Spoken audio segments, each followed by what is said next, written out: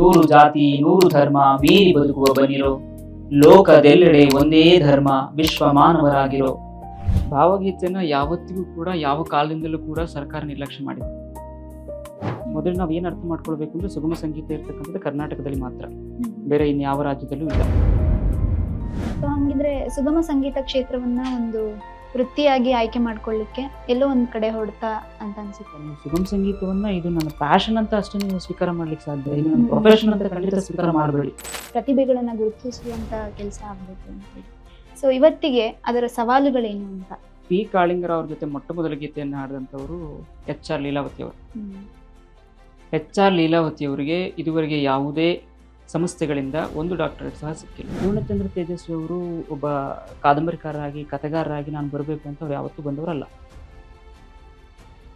ಆ ಸಾಂಸ್ಕೃತಿಕ ಕಾರ್ಯಕ್ರಮದ ಆಯಾಮ ಎಲ್ಲೋ ಒಂದ್ ಕಡೆ ಈಗ ಸಿನಿಮಾ ಸಂಗೀತ ಇದ್ರೇನೆ ನಾವು ವೇದಿಕೆ ಕಲ್ಪಿಸ್ಕೊಡುವಂಥದ್ದು ಮತ್ತೆ ಜನರನ್ನ ಹೆಚ್ಚು ಏನು ತಲುಪಲಿಕ್ಕೆ ಸಾಧ್ಯ ಆಗುವಂಥದ್ದು ಅನ್ನೋದು ಒಂದು ಧೋರಣೆ ಇದೆ ಅಂತ.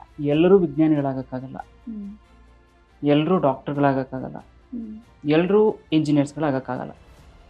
ಆದರೆ ಎಲ್ಲರಲ್ಲೂ ಒಂದು ಕಲೆ ಇದ್ದೇ ಇರುತ್ತೆ.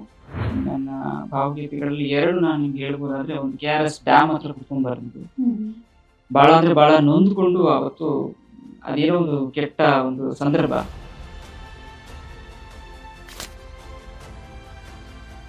ನಮಸ್ಕಾರ ಸ್ನೇಹಿತರೆ, ಬುಕ್ಬ್ರಹ್ಮದ ಝೂಮ್ ವಿತ್ ಬುಕ್ಬ್ರಹ್ಮ ಕಾರ್ಯಕ್ರಮಕ್ಕೆ ಮತ್ತೊಮ್ಮೆ ನಿಮ್ಮೆಲ್ರಿಗೂ ಪ್ರೀತಿಯ ಸ್ವಾಗತ. ವರಕವಿ ಬೇಂದ್ರೆಯವರ ಒಂದು ಕವಿತೆಯ ಸಾಲು ಹೀಗಿದೆ: ಅರ್ಥವಿಲ್ಲ ಸ್ವಾರ್ಥವಿಲ್ಲ ಬರಿಯ ಭಾವಗೀತೆ ಅಂತ. ಎಷ್ಟೊಂದು ಚಂದ ಅಲ್ವಾ? ಇವತ್ತು ನಮ್ಮ ಕಾರ್ಯಕ್ರಮದಲ್ಲಿರುವ ಅತಿಥಿಗಳು ಕೂಡ ತಾವು ವಿಜ್ಞಾನ ತಂತ್ರಜ್ಞಾನ ಕ್ಷೇತ್ರದಲ್ಲಿ ಕೆಲಸ ಮಾಡ್ತಾ ಇದ್ರು. ಸಾಹಿತ್ಯ ಹಾಗೂ ಸಂಗೀತವನ್ನ ಪೊರೆಯುವಂತಹ ಕೆಲಸವನ್ನ ಮಾಡ್ತಾ ಇದ್ದಾರೆ. ಇದುವರೆಗೆ 10 ಕೃತಿಗಳನ್ನ ಹೊರತಂದಿದ್ದಾರೆ. ಬನ್ನಿ ಅವರನ್ನ ಮಾತನಾಡಿಸ್ತಾ ಅವರ ಪರಿಚಯವನ್ನ ಮಾಡ್ಕೊಳ್ಳೋಣ. MV ಷಡಕ್ಷರಿ ಸರ್ ನಮ್ಮ ಜೊತೆಗಿದ್ದಾರೆ. ಸರ್ ನಮಸ್ತೆ. ನಮಸ್ತೆ. ಕಾರ್ಯಕ್ರಮಕ್ಕೆ ಆತ್ಮೀಯವಾದ ಸ್ವಾಗತ ಸರ್. Thank you. ಹೇಗಿದ್ದೀರಿ? ನಾನು ಚೆನ್ನಾಗಿದ್ದೀನಿ, ನೀವು ಹೇಗಿದ್ದೀರಿ? ಚೆನ್ನಾಗಿದ್ದೀನಿ ಸರ್. ತುಂಬಾ ಖುಷಿ ಆಗುತ್ತೆ ನಿಮ್ಮ ಒಟ್ಟಿಗೆ ಒಂದು ಸಂದರ್ಶನ ಕಾರ್ಯಕ್ರಮ ಮಾಡ್ತಿರುವಂತದ್ದು. ಸೊ ಮೊದಲಿಗೆ ನಿಮ್ಮ ಕಿರು ಪರಿಚಯ, ನೀವು ಸಾಹಿತ್ಯ ಪಯಣವನ್ನ ಎಲ್ಲಿಂದ ಆರಂಭಿಸಿದ್ರಿ, ಹೇಗೆ ಆರಂಭಿಸಿದ್ರಿ ಅನ್ನೋದನ್ನ ತಿಳ್ಕೊಳ್ಬಹುದಾ? ಖಂಡಿತ. ನನ್ನ ಹೆಸರಿಂದನೇ ಪ್ರಾರಂಭ ಮಾಡೋದಾದ್ರೆ, ನಾನು ಷಡಾಕ್ಷರಿ MB. ಹುಟ್ಟಿದ್ದು ತುಮಕೂರು ಜಿಲ್ಲೆ ಚಿಕ್ಕನಾಯಕನಹಳ್ಳಿ ತಾಲೂಕು ಮುದ್ದೇನಹಳ್ಳಿ ಗ್ರಾಮ. ಬೆಳೆದಿದ್ದು ಅಜ್ಜಿ ತಾತ ಹತ್ರ ರಾಮನಹಳ್ಳಿ. SSLC ವರೆಗೆ ಅಲ್ಲಿ ಎಜುಕೇಶನ್ ಆದ ನಂತರ ಮುಂದೆ ನಾನು ಹೈಯರ್ ಎಜುಕೇಷನ್ಗೆ ಅಲ್ಲಿಂದ ಹೊರಟುಬಿಟ್ಟೆ. ತದನಂತರ ನಾನು ಮೆಕ್ಯಾನಿಕಲಲ್ಲಿ ಇಂಜಿನಿಯರ್ನ ಪಡ್ಕೊಂಡು ಬೆಂಗಳೂರಿಗೆ ಕೆಲಸಕ್ಕೆ ಬಂದಮೇಲೆ, ನಾನು ಓದಿದ್ದು ಬೇರೆ ಮತ್ತು ಮಾಡ್ತಾ ಇರೋದು ಬೇರೆ. ಅವಾಗೆಲ್ಲ ರಿಸೆಷನ್ ಇತ್ತು ಸ್ವಲ್ಪ, ಹಾಗಾಗಿ ಯಾವುದೋ ಒಂದು ಕ್ಷೇತ್ರಕ್ಕೆ ಹೋಗಲೇಬೇಕಾಗಿ ಅದೇ ಕ್ಷೇತ್ರದಲ್ಲಿ ಈಗ 14 ವರ್ಷ ನನಗೆ ಎಕ್ಸ್ಪೀರಿಯನ್ಸ್ ಕೂಡ ಆಯಿತು. ಅದೇ ಕ್ಷೇತ್ರದಲ್ಲಿ ನಾನು ಮುಂದುವರ್ಕೊಂಡು ಹೋಗ್ತಾ ಇದ್ದೀನಿ. ಆ ಮಧ್ಯದಲ್ಲಿ ಕಳೆದ 10 ವರ್ಷಗಳಿಂದ ಸಾಹಿತ್ಯದ ಕಡೆ ಸ್ವಲ್ಪ ಒಲವು. ಯಾಕೆಂದರೆ ಪ್ರಾರಂಭದ ದಿನಗಳಲ್ಲಿ ನಾನು ಅಜ್ಜಿ ಹತ್ರ ಬೆಳೆಯುವಾಗ ಅಜ್ಜಿ ಹೇಳ್ತಾ ಇದ್ದಂಥ ಕಥೆಗಳು, ಕಾದಂಬರಿಗಳಾಗಿರ್ಬೋದು, ಹಾಡುಗಳು, ಅವು ನಮ್ಮ ಮೇಲೆ ಬಿದ್ದಂಥ ಪ್ರಭಾವ, ಮುಂದೆ ನಾವು ಆರಿಸಿಕೊಂಡಂಥ ಕೃತಿಗಳು ಓದೋದಕ್ಕೋಸ್ಕರ ಅದರಲ್ಲಿ ಬಹಳಷ್ಟು ವಿಶೇಷತೆಗಳನ್ನು ನಾವು ಕಂಡುಕೊಂಡು ನನಗೆ ಏನೇನೆಲ್ಲ ಮಾಡೋದಕ್ಕೆ ಸಾಧ್ಯ ಆಗುತ್ತೆ ಅದನ್ನಷ್ಟೇ ನಾನು ಆಯ್ಕೆ ಮಾಡಿಕೊಂಡು ಆ ಕ್ಷೇತ್ರದಲ್ಲಷ್ಟೇ ಮುಂದುವರಿತಾ ಹೋಗ್ತಾ ಇದ್ದೀನಿ. ಒಂದು 10 ಕೃತಿಗಳನ್ನು ಬರೆದಿದ್ದೀನಿ. ಅದರಲ್ಲಿ ಹೆಚ್ಚು ಭಾವಗೀತೆಗಳಿಗೆ ಒತ್ತು ಕೊಟ್ಟಿದ್ದೇನೆ. ಕಳೆದ ಒಂದು 6-7 ವರ್ಷಗಳಿಂದ ಕಲ್ಪತರು ಸಾಹಿತ್ಯ ಕಲಾ ಟ್ರಸ್ಟ್ ಅಂತ ಒಂದು ಸಂಸ್ಥೆಯನ್ನು ಕಟ್ಟಿ ಆ ಸಂಸ್ಥೆ ಮುಖೇನ ಸುಗಮ ಸಂಗೀತದ ಕಾರ್ಯಕ್ರಮಗಳನ್ನು ಹೆಚ್ಚಾಗಿ ಮಾಡ್ತಾ ಇದ್ದೀನಿ. ಮತ್ತು ಸಾಹಿತ್ಯಾತ್ಮಕ ಕಾರ್ಯಕ್ರಮಗಳನ್ನು ಮಾಡ್ತಾ ಇದ್ದೀನಿ. ಕಾರಣ ಎಲ್ರಿಗೂ ವೇದಿಕೆ ಸಿಗಬೇಕು. ಪ್ರತಿಭಾನ್ವಿತರು ಸಾಕಷ್ಟು ಜನ ಇದ್ದಾರೆ, ಅವರೆಲ್ಲರೂ ಕೂಡ ನಾವು ಹೊರಗಡೆ ಕರ್ಕೊಂಡು ಬರಬೇಕು ಅನ್ನೋ ಉದ್ದೇಶ ಅಷ್ಟೇ. ಉಳಿದಂತೆ ನಾವು ಹೆಚ್ಚು ಪ್ರಶಸ್ತಿಗಳನ್ನು ಕೊಡ್ತಾ ಇರುವಂಥದ್ದಾಗಲಿ ಮತ್ತು ಇಲ್ಲದೇ ಇರುವಂಥ ಆಡಂಬರಗಳನ್ನು ಸೃಷ್ಟಿ ಮಾಡುವಂಥದ್ದಾಗಲಿ ಮಾಡಲ್ಲ. ಸರಳವಾದಂಥ ಕಾರ್ಯಕ್ರಮಗಳನ್ನ ಕವಿಗಳಿಗೆ ಮತ್ತು ಸಂಗೀತಗಾರರಿಗೆ, ಹಾಡುಗಾರರಿಗೆ ಒಂದು ಒಳ್ಳೆಯ ವೇದಿಕೆಯನ್ನು ಸೃಷ್ಟಿ ಮಾಡಿಕೊಡ್ತಕ್ಕಂಥ ಕೆಲಸ. ಜೊತೆಗೆ ಇದುವರೆಗೆ ನನ್ನ ಒಂದು 50 ಭಾವಗೀತೆಗಳು ಸಂಯೋಜನೆಯಾಗಿ ಈಗ ಯೂಟ್ಯೂಬ್ನಲ್ಲಿ ಸಿಕ್ಕತ್ತೆ. ಬೇರೆ ಬೇರೆ ಸಂಗೀತ ಸಂಯೋಜಕರು ಅದನ್ನು ಮಾಡಿದ್ದಾರೆ. ಇಷ್ಟು ನನ್ನದೊಂದು ಪರಿಚಯ ಅಂತ ಹೇಳ್ಬೋದು. ಇದು ಕಿರು ಪರಿಚಯ ಆದ್ರೂ ಕೂಡ ಒಂದಷ್ಟು ಸುದೀರ್ಘವಾದಂತ ಸಾಹಿತ್ಯ ಪಯಣ ಅಂತ ಹೇಳ್ಬೋದು. ಸೊ ಅದರ ಆರಂಭ ಒಂದು ವಿಶೇಷವಾಗಿರುವಂಥದ್ದು ನಿಮ್ಮ ಮನೆಯ ವಾತಾವರಣ, ನೀವು ಓದಿದಂಥ ಪುಸ್ತಕಗಳು ಅಂದ್ರಿ. ಸೊ ಆ ಸಾಹಿತ್ಯದ ಒಡನಾಟ ಹೇಗೆ, ಯಾವ ರೀತಿ ಇತ್ತು ನಿಮ್ಮ ಮತ್ತು ಬಾಲ್ಯದ ದಿನಗಳು, ಅದನ್ನ ತಿಳಿಸ್ಬೋದಾ ಅಂತ? ಖಂಡಿತ. ಈಗ ನಾವು ಓದುವಾಗ ನಾನು 2ನೇ ತರಗತಿಯಿಂದ ನನ್ನ ಅಜ್ಜಿ ತಾತ ಹತ್ರ ಓದಲಿಕ್ಕೆ ಪ್ರಾರಂಭ ಮಾಡಿದೆ. ಪ್ರತಿದಿನ ನಮಗೆ ಮಲಗುವಾಗ ಒಂದು ಕತೆ ಹೇಳಲೇಬೇಕು. ಹ್ಮ್. ಅದೊಂದು ಷರತ್ತು ಅಜ್ಜಿಗೆ. ಹ್ಮ್. ಅವ್ರು ಒಂದು ಕತೆ ಪ್ರಾರಂಭ ಮಾಡಿದ್ರೆ, ಆ ಕತೆ ಮುಗಿಲಿಕ್ಕೆ 1 ತಿಂಗಳು ತಗೊಳ್ತಾ ಇತ್ತು. ಹ್ಮ್. ಅಂದ್ರೆ ಅದು ಎಪಿಸೋಡ್ ಮುಖಾಂತರ ನೀವು ಹೇಗೆ ಸಂಚಿಕೆಗಳನ್ನ ಮಾಡ್ತೀರೋ ಸಂಚಿಕೆ ಹಾಗೆ ತರ. ಸಂಚಿಕೆಗಳನ್ನ. ಹಾ. ನಾವು ನಿನ್ನೆ ಕೇಳಿದ ಸಂಚಿಕೆಯನ್ನ ನಾವು ಮತ್ತೆ ಇನ್ನೊಂದು ದಿನ ನಾವು ಪುನಃ ಕೇಳ್ತಾ ಇದ್ವಿ. ಹ್ಮ್. ನಿನ್ನೆ ಇಲ್ಲಿಗೆ ನಿಂತಿತ್ತು ಅಂತ. ಆಗ ಅವ್ರು ಹ್ಮ್. ಅಲ್ಲಿಂದ ಪ್ರಾರಂಭ ಮಾಡ್ತಾ ಇದ್ರು. ಓಕೆ. ಇನ್ನು ತಾತ ಹೆಚ್ಚು ಭಜನಾ ಪದಗಳು ಮತ್ತೆ ಅವರು ಕೂಲಿ ಮಠದಲ್ಲಿ ಓದಿದ್ದು. ಓಕೆ. ಸೊ ಓದಿದ್ರಿಂದ ಏನಾಗ್ತಾ ಇತ್ತು, ನಮಗೆ ಕಥೆಗಳನ್ನ ಮತ್ತೆ ಭಾಗವತಗಳನ್ನ ಮತ್ತೆ ರಾಮಾಯಣ ಮಹಾಭಾರತಗಳನ್ನ ಹ್ಮ್. ಅವರು ಓದ್ತಾ ಇದ್ರು. ಹ್ಮ್. ಸೊ ಓದುವಾಗ ನಮಗೆ ಅದೆಲ್ಲರ ಪ್ರಭಾವ ಹೆಚ್ಚು ಪುಸ್ತಕಗಳಿದ್ವು ನಮ್ಮ ಮನೆಯಲ್ಲಿ. ಅದು ಯಾರು ತಂದು ಕೊಟ್ಟಿದ್ದು ನನಗೆ ಗೊತ್ತಿಲ್ಲ. ಹ್ಮ್. ತುಂಬಾ ಹಳೆಯ ಪುಸ್ತಕಗಳು ಶ್ರೀರಾಮನ ದರ್ಶನಂನಿಂದನೂ ಇತ್ತು ಅಲ್ಲಿ. ಹ್ಮ್. ಸೊ ಆ ಪುಸ್ತಕಗಳನ್ನೆಲ್ಲ ಓದುವಾಗ ನಮಗೆ ಸಾಹಿತ್ಯದ ಒಂದು ಪ್ರಭಾವ ಮತ್ತೆ ನಾವು ಬೆಳೆದಂತ ವಾತಾವರಣನೂ ಹಾಗೆ ಇತ್ತು. ಆ ಹಳ್ಳಿನೂ ಅಷ್ಟೇ ಗುಡ್ಡಗಾಡು, ಒಂದು ಅರೆಮಲೆನಾಡು ಅಂತ ಕರೀತಾರೆ ಅದನ್ನ. ತೀನಂ ಶ್ರೀಕಂಠನವರು ಹುಟ್ಟಿದಂತ ಊರು. ಅಲ್ಲಿಂದ ಒಂದು 10 ಕಿಲೋಮೀಟರ್ ದೂರ ಅಷ್ಟೇ. ಮತ್ತೆ ಆ ಒಂದು ವಾತಾವರಣದಲ್ಲಿ ನಾವು ಬೆಳೆದಾಗ ಬಹುಶಃ ಅದರ ಪ್ರಭಾವ ಹೆಚ್ಚಾಗಿ ಬೀರಿ ನಮಗೆ ಗೊತ್ತಿಲ್ಲದೆ ನಾವು ಬರಲಿಕ್ಕೆ ಪ್ರಾರಂಭ ಮಾಡಿದ್ವಿ. ಓಕೆ. ಆಗ್ಲೇ ನೀವು ಮಾತಾಡ್ತಾ ಹೇಳ್ತಿದ್ರಿ ಭಾವಗೀತೆಗಳಿಗೆ ಹೆಚ್ಚು ಒತ್ತು ಕೊಡ್ತಿದ್ದೀನಿ ಅಂತ, ಮತ್ತೆ ಗೀತ ರಚನೆಕಾರರು ಕೂಡ ನೀವು. ಸೊ ಭಾವಗೀತೆ ಈ ಒಂದು ಪದದ ಅರ್ಥ ನಿಮ್ಮ ಮಾತುಗಳಲ್ಲಿ ಹೇಳೋದಾದ್ರೆ, ಮತ್ತೆ ಅದ್ ಯಾಕೆ ಅಷ್ಟು ಮನುಷ್ಯನನ್ನ ಕಾಡುತ್ತೆ, ಒಲವಿಗೆ ಒಂದಷ್ಟು ದಾರಿ ಮಾಡಿಕೊಡುತ್ತೆ ಅಂತ ಅನ್ಸುತ್ತೆ ನಿಮ್ ಪ್ರಕಾರ? ಬಹಳ ಆತಂಕದ ವಿಷಯ ಏನು ಅಂದ್ರೆ, ಹ್ಮ್. ಒಂದು ಹಂತಕ್ಕೆ ಪಿ ಕಾಳಿಂಗರ ಅವರು ಭಾವಗೀತಾ ಲೋಕಕ್ಕೆ ಸುಗಮ ಸಂಗೀತದ ಪಿತಾಮಹ ಅವರು. ಅವರು ಪ್ರಾರಂಭ ಮಾಡಿದ ನಂತರದಲ್ಲಿ ಸುಮಾರು ಒಂದು ಸುದೀರ್ಘವಾಗಿ ಒಂದು 30 ವರ್ಷ ಅದು ಬಹಳ ಅದ್ದೂರಿಯಾಗಿ ನಡ್ಕೊಂಡು ಹೋಗುತ್ತೆ. ಮೊದಲು ನಾವು ಏನು ಅರ್ಥ ಮಾಡ್ಕೊಳ್ಬೇಕು ಅಂದ್ರೆ, ಸುಗಮ ಸಂಗೀತ ಇರ್ತಕ್ಕಂಥದ್ದು ಕರ್ನಾಟಕದಲ್ಲಿ ಮಾತ್ರ, ಬೇರೆ ಇನ್ಯಾವ ರಾಜ್ಯದಲ್ಲೂ ಇಲ್ಲ. ಭಾವಗೀತೆಗಳು ನೀವೆಲ್ಲೂ ಎಮೋಷನಲ್ ಪೊಯೆಟ್ರಿ ಅಂತ ಏನ್ ಕರಿತೀವಿ ಅದೆಲ್ಲೂ ನಿಮ್ಗೆಲ್ಲೂ ಸಿಕ್ಕೋದಿಲ್ಲ. ಕರ್ನಾಟಕದಲ್ಲಿ ಇರೋದ್ರಿಂದ ಅದು ಒಂದು ಹಂತಕ್ಕೆ ಬಹಳ ಚೆನ್ನಾಗಿ ಶ್ರೀಮಂತಿಕೆಯನ್ನು ಪಡ್ಕೊಂಡು ಬಂತು. ತದನಂತರದಲ್ಲಿ ಬಂದಂತ ಅಶ್ವಥ್ ಅವರು, ರಾಜು ಆನಂದ್ ಸ್ವಾಮಿ ಅವರು ಅದನ್ನ ಬಹಳ ಉತ್ತುಂಗಕ್ಕೆ ತಗೊಂಡು ಹೋದ್ರು. ಅದಾದ್ಮೇಲೆ ನೋಡಿ, ನೀವು ಕಳೆದ 15 ವರ್ಷ ನೀವು ಒಂದು ಪೀರಿಯಡ್ ನ ತಗೊಂಡ್ರೆ ಸುಗಮ ಸಂಗೀತ ಬಹಳ ಹಿನ್ನಡೆಯನ್ನ ಅನುಭವಿಸ್ತು. ಸೋತಿಲ್ಲ, ಆದ್ರೆ ಹಿನ್ನಡೆಯನ್ನ ಅನುಭವಿಸ್ತು. ಯಾಕೆ ಅಂದ್ರೆ ಅಲ್ಲಿಂದ ನಮಗೆ ಅಂತಹ ಸಂಯೋಜಕರಾಗ್ಲಿ ಅಂತಹ ಗಾಯಕರಾಗಿ ನಾವು ಕಾಣೋದು ಕಷ್ಟ ಸಾಧ್ಯವಾಗೋಯ್ತು. ಇದ್ರೂ ಸಹ ಪ್ರತಿಭಾನ್ವಿತರು ಇದ್ರೂ ಸಹ ಅವರು ಬೆಳಕಿಗೆ ಬರ್ತಾ ಇರ್ಲಿಲ್ಲ. ಯಾವ ಹಿಂಜರಿಕೆ ಇತ್ತು ಏನ್ ಕತೆ ಗೊತ್ತಿಲ್ಲ. ಆ ಮಧ್ಯದಲ್ಲಿ ಹೆಚ್ಚು ಜನ ಕಲಾವಿದರೇ ಪತ್ರಿಕೆಗಳಲ್ಲಿ ಬರೆಯೋದಕ್ಕೆ ಪ್ರಾರಂಭ ಮಾಡಿದ್ರು. ಸುಗಮ ಸಂಗೀತ ಸೋಲ್ತಾ ಇದೆ, ಕ್ಷೀಣಿಸ್ತಾ ಇದೆ, ಹಾಗೆ ಹೀಗೆ ಅಂತ ಹಲವಾರು ಕಾರಣಗಳನ್ನು ಕೊಡ್ತಾ ಇದ್ರು. ಅದರಲ್ಲಿ ಜೀವಂತವಾಗಿದ್ದಂತ ಕೆಲವು ಸಾಕ್ಷಿಗಳು ಅದನ್ನ ವಿರೋಧಿಸಿದ್ರು. ಇಲ್ಲ, ಸುಗಮ ಸಂಗೀತ ಅದರ ಹರಿವನ್ನ ಹರಿತಾ ಇದೆ ಒಳಗಡೆ, ಅದಕ್ಕೆ ಬೆಳಕನ್ನ ಕೊಡ್ತಕ್ಕಂಥವ್ರ ಕೆಲವರ ಅವಶ್ಯಕತೆ ಇದೆ, ಅವ್ರು ಯಾರಾದ್ರೂ ಮುಂದೆ ಬರಬೇಕು ಅಂತ. ಅಲ್ಲಿಂದ ಕೆಲವೊಂದು ಸಾಂಸ್ಕೃತಿಕ ಕಾರ್ಯಕ್ರಮಗಳು, ಸುಗಮ ಸಂಗೀತ ಕಾರ್ಯಕ್ರಮಗಳು ಮೇಳೈಸಲಿಕ್ಕೆ ಪ್ರಾರಂಭ ಆಯಿತು. ನೀವು ಏನು ಗೀತ ಮಾಧುರ್ಯ ಕಾರ್ಯಕ್ರಮ ಮಾತಾಡ್ತೀವಿ, ಸುಮಾರು 33 ವರ್ಷಗಳ ಹಿಂದೆ TS ನಾಗಾಮರನವರು ಗೀತ ಮಾಧುರಿ ಅಂತ ಮಾಡಿದ್ರು. ಆಗ 16 ಕವಿಗಳನ್ನು ಒಳಗೊಂಡು ಅವರಿಂದ ಹೊಸ ಹೊಸ ಭಾವಗೀತೆಗಳನ್ನು ಬರೆಸಿ ಅವುಗಳಿಗೆ ರಾಗ ಸಂಯೋಜನೆಯನ್ನು ಮಾಡಿಸಿ ಅವುಗಳಿಗೆ ದೃಶ್ಯವನ್ನೂ ಕೂಡ ಸಂಯೋಜನೆ ಮಾಡಿ ಚಂದನದಲ್ಲಿ ಸಂಚಿಕೆ ಮೂಲಕ ಬಿಟ್ರು. ಅಲ್ಲಿಂದ ಇದುವರೆಗೆ ಅಂತಹದ್ದೊಂದು ಕಾರ್ಯಕ್ರಮ ನಡೀಲೇ ಇಲ್ಲ. ಸೊ ಅದೊಂದು ಕಾನ್ಸೆಪ್ಟ್ ನನ್ನ ತಲೆಯಲ್ಲಿತ್ತು.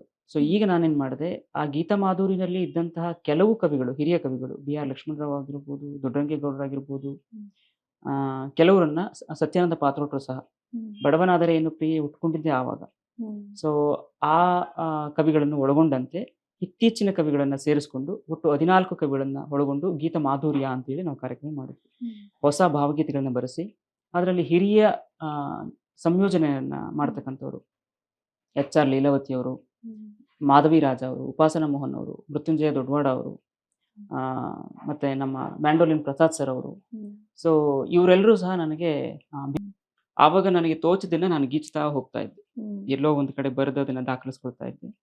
ನಂತರ ಅದನ್ನ ಯಾರೋ ಓದ್ದವರು ಇದನ್ನ ನೀವು ಪ್ರಕಟ ಮಾಡ್ಬೋದು ಅಂತ ಹೇಳಿದ್ರು. ಕಿರಣ್ ಮೋರಸ್ ಅಂತ ಹೇಳಿ ಅವರು, ನಾನು ಕೆಲಸ ಮಾಡ್ತಾ ಇದ್ದಂತ ಮೊಟ್ಟ ಮೊದಲನೇ ಕಂಪನಿ ನಂದು, ಆ ಕಂಪನಿಯ MD ಅವರು ತುಮಕೂರಿನವರು.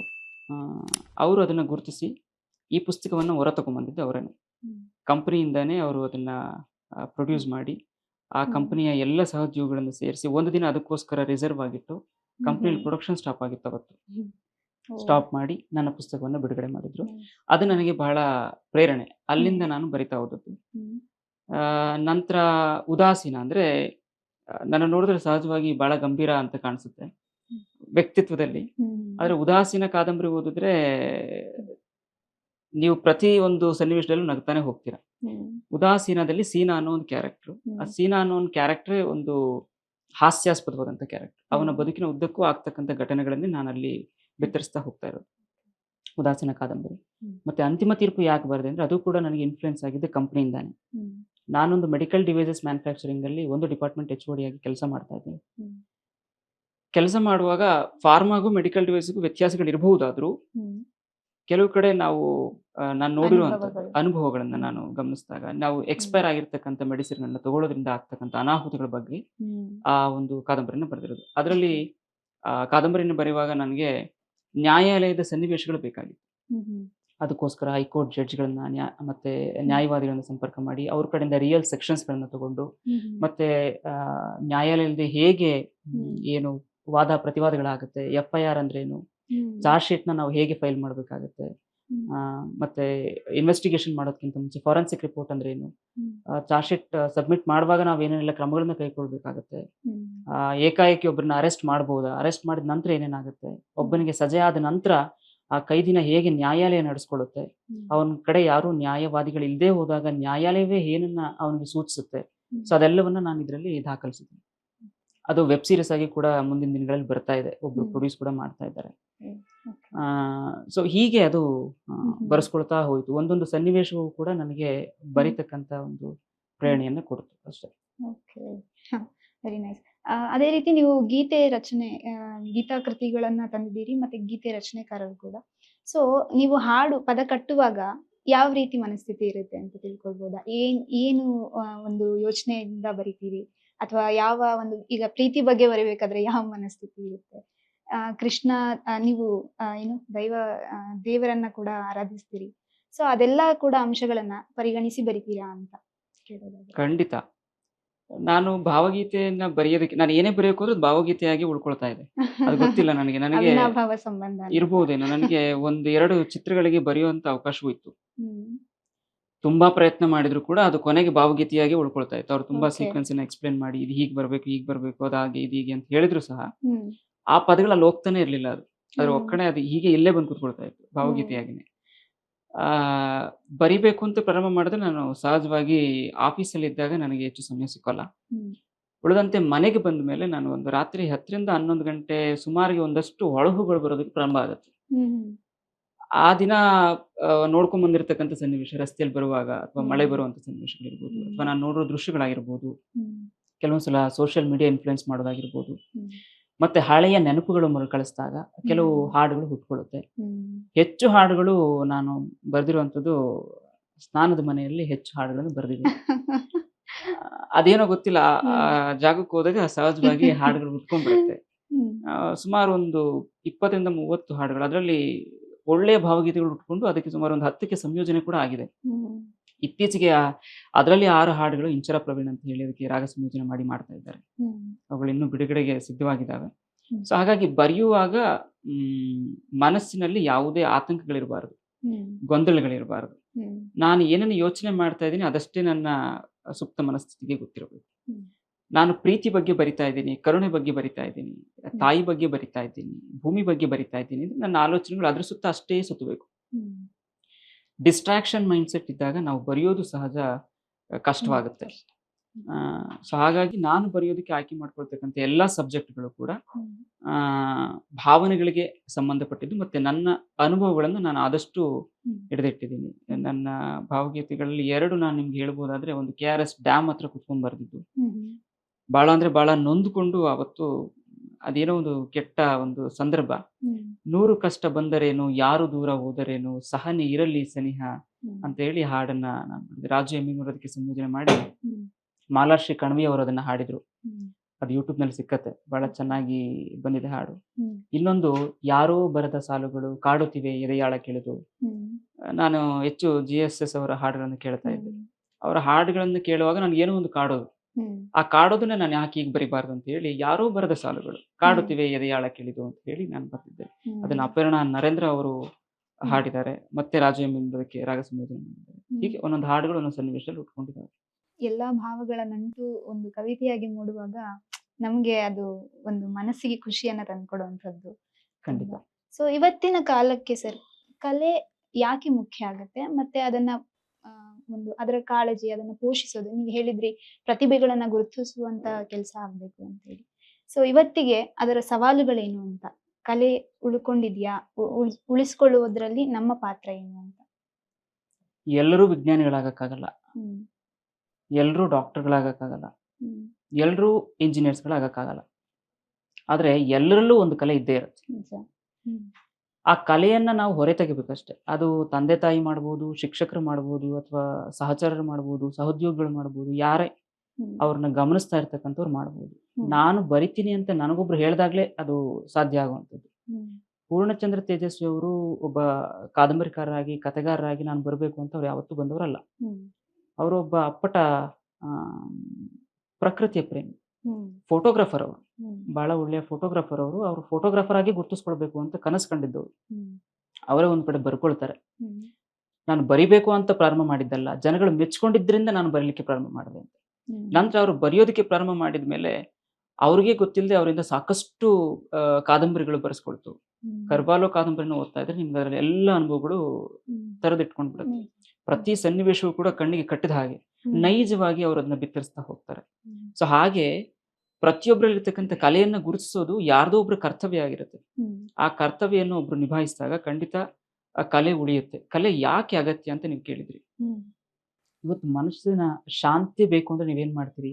ಹ್ಮ್ ಸಹಜವಾಗಿ ಯಾವುದೋ ಒಂದು ದೂರದ ಬೆಟ್ಟಕ್ಕೋ, ಹ್ಮ್ ಪ್ರಕೃತಿಯ ಪ್ರವಾಸ. ಮಡಲಿಗೋ, ಹ್ಮ್ ಅಥವಾ ಯಾವುದೋ ಒಂದು ರೆಸಾರ್ಟ್‌ಗೋ, ಹ್ಮ್ ಏನೋ ಒಂದಷ್ಟು ದೂರ, ಸಿಟಿಯಿಂದ ದೂರ, ಬಹಳಷ್ಟು ದೂರ ಹೋಗಿ ಉಳ್ಕೊಳ್ಬೇಕು ಅಂತ ನೀವು ಆಸೆ ಏಕಾಂತ ಪಡ್ತೀರಿ ಬಯಸ್ತೀರ. ಅಲ್ವಾ? ಹ್ಮ್ ಅದೊಂದು ಅಜ್ಞಾತವಾದ ನಿಮ್ಗೆ ಹ್ಮ್ ಬೇಕು. ಹ್ಮ್ ಅದೇ ನಿಮ್ಮಲ್ಲಿ ಒಂದು ಕಲೆ ಇದ್ದಾಗ ನೀವೇ ನಿಮಗೆ ಒಂದು ಕೋಣೆಯಲ್ಲಿ ಕುತ್ಕೊಂಡು ಹಾಡ್ಕೊಳ್ಳುವಾಗ ನಿಮ್ಗೆ ಎಷ್ಟು ಹ್ಮ್ ಮನಸ್ಸಿಗೆ ಮುದ ಸಿಗ್ಬೋದು. ನಿಮಗೆ ತೋಚಿದ್ದನ್ನ ಗೀಚುವಂತಹ ಸ್ವಾತಂತ್ರ್ಯ ಸಿಕ್ಕಿದಾಗ, ಹ್ಮ್ ನಿಮ್ಮ ಅಭಿವ್ಯಕ್ತಿ ಸ್ವಾತಂತ್ರ್ಯ ನೀವು ವ್ಯಕ್ತಪಡಿಸೋದಕ್ಕೆ ಅವಕಾಶಗಳು ದೊರಕಿದಾಗ, ಹ್ಮ್ ಯಾವುದೋ ಒಂದು ವೇದಿಕೆ ಮೇಲೆ ನೀವು ಬರೆದಂತ ಕವಿತೆಯನ್ನ ಓದುವಾಗ, ನೀವು ಬರೆದಂತ ಕವಿತೆ ಹಾಡಾಗಿ ಬೇರೆಯವರು ಅದನ್ನು ಕೇಳುವಾಗ, ಹ್ಮ್ ನಿಮ್ಮ ಕಥೆಯಿಂದ ಪ್ರೇರಣೆಯಾಗಿ ಯಾರೋ ಒಬ್ರು ಏನನ್ನೋ ಸಾಧಿಸಿದಾಗ, ಇವೆಲ್ಲವೂ ನಿಮಗೆ ಖುಷಿ ಕೊಡ್ತಕ್ಕಂಥ ವಿಷಯಗಳೇ. ನಿಜ. ಹ್ಮ್ ಮೊಬೈಲ್‌ನಲ್ಲಿ ನಾವು ಮುಳುಗಿ ಹೋಗಿದ್ದೀವಿ. ಅದರಿಂದ ಹ್ಮ್ ಹೊರಗಡೆ ಇರ್ತಕ್ಕಂಥ ಪ್ರಪಂಚವನ್ನ ಗುರುತಿಸೋದು ಅಂತ ಕೆಲಸವನ್ನ ನಾವು ಮಾಡ್ತಾ ಇಲ್ಲ. ಹ್ಮ್ ಹಾಗಾಗಿ ಕಲೆಗಳ ಉಳಿವು ಬಹಳ ಅಗತ್ಯ. ಹ್ಮ್ ಅದಕ್ಕೇನು ನಾವು ಹೆಚ್ಚು ಶ್ರಮ ಹಾಕೋ ಅವಶ್ಯಕತೆ ಇಲ್ಲ. ಪ್ರತಿಯೊಬ್ಬರಲ್ಲೂ ಕಲೆ ಇದೆ. ಎಲ್ಲರಲ್ಲೂ ಹ್ಮ್ ಕೂಡ ವಾಗ್ದೇವಿ ಇದ್ದಾರೆ. ನಾವು ಅದನ್ನ ಹೇಗೆ ಬಳಸ್ಕೊಳ್ತೀವಿ ಅನ್ನೋದ್ರ ಮೇಲೆ ಅದು ನಿರ್ಧಾರ ಆಗಿರುತ್ತೆ ಅಷ್ಟೇ. ಹ್ಮ್ ಕಲೆಯನ್ನ ಉಳಿಸೋದ್ರಿಂದ ಮುಂದಿನ ಪೀಳಿಗೆಗೆ ಅದು ಒಂದು ಸಾತ್ವಿಕತೆಯನ್ನ ಮತ್ತೆ ಒಳ್ಳೆಯ ಪರಂಪರೆಯನ್ನ ನಾವು ಅವ್ರಿಗೆ ಕೊಡುಗೆಯಾಗಿ ಕೊಟ್ಟಾಗ ಆಗುತ್ತೆ. ಹ್ಮ್ ಇಲ್ಲ ಅಂದ್ರೆ ಈಗ ಆಗ್ತಾ ಇರ್ತಕ್ಕಂಥ ಗಲಾಟೆಗಳನ್ನ ನೀವು ಗಮನಿಸ್ತಾ ಇದ್ದೀರಿ.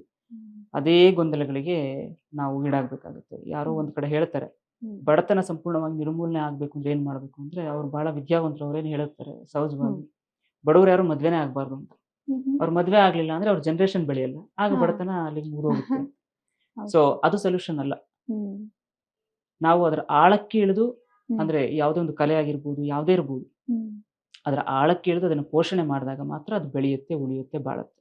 ಹ್ಮ್ ತುಂಬಾ ಚೆನ್ನಾಗಿ ಹೇಳಿದ್ರಿ. ಸೊ ಹಾಗೆ ಮುಂದುವರಿಸ್ಕೊಂಡು ಹೋದಾಗೆ ನೀವು ಹೇಳ್ತಿದ್ರಿ, ಬರಹ ಬರಹ ಮತ್ತೆ ಬರವಣಿಗೆ ಅನ್ನೋದು ಎಷ್ಟು ಶಕ್ತವಾದ ಅಭಿವ್ಯಕ್ತಿ, ಅದೇ ರೀತಿ ಕಲೆನೂ ಕೂಡ ಅಂತ. ಈಗ ಆ ರೀತಿ ಇರುವಂತಹ ಸಾಹಿತ್ಯ ಮತ್ತೆ ಸಂಗೀತದ ಒಡನಾಡಿಗಳೇನಿದ್ದಾರೆ, ಅವರ ಪ್ರಭಾವ ನಿಮಗೆ ಹೆಚ್ಚು ಬೀರಿದ್ದು ಯಾರು ಅಂತ ಹೇಳ್ಬೋದಾ ಅಂತ? ಈಗ ಸಾಹಿತಿಗಳಿರಬಹುದು, ಸಂಗೀತ ಪ್ರಿಯರಿರ್ಬಹುದು, ಅಂಥವರನ್ನ ಹೆಸರಿಸೋದಾದ್ರೆ ಯಾರಿರ್ಬಹುದು ಅಂತ? ನೀವು ಕುವೆಂಪು ಅವರ ಸನ್ಯಾಸ ಗೀತೆ ಕೇಳಿರ್ಬೇಕು. ಹ್ಮ್ ಹ್ಮ್ ಸ್ವಾಮಿ ವಿವೇಕಾನಂದರು ಅದನ್ನ ಹ್ಮ್. ಮೂಲ ಬಂಗಾಳಿ ಭಾಷೆನಲ್ಲಿ ಬರೀತಾರೆ. Okay.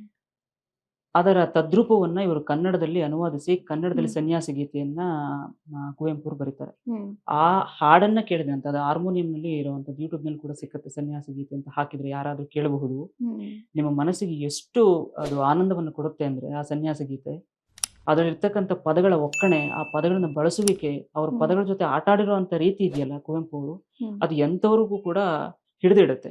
ಹ್ಮ್ ಸೊ ಅಲ್ಲಿ ಯಾವುದೋ ಒಂದು ಗಾಢವಾದ ವಿಷಯ ನಿಮ್ಮ ಮನಸ್ಸಿನ ಗಹನಕ್ಕೆ ಏರಿದಾಗ ಹ್ಮ್ ಬಹುಶಃ ನಿಮ್ಗೆ ಬರೆಯೋದಕ್ಕೆ ಒಂದು ಪ್ರೇರಣೆ ಖಂಡಿತ ಸಿಕ್ಕತ್ತೆ. ಹ್ಮ್. ಎಷ್ಟೆಷ್ಟು ಪದಗಳಿದ್ದಾವೆ ಕನ್ನಡದಲ್ಲಿ ಅಂತ.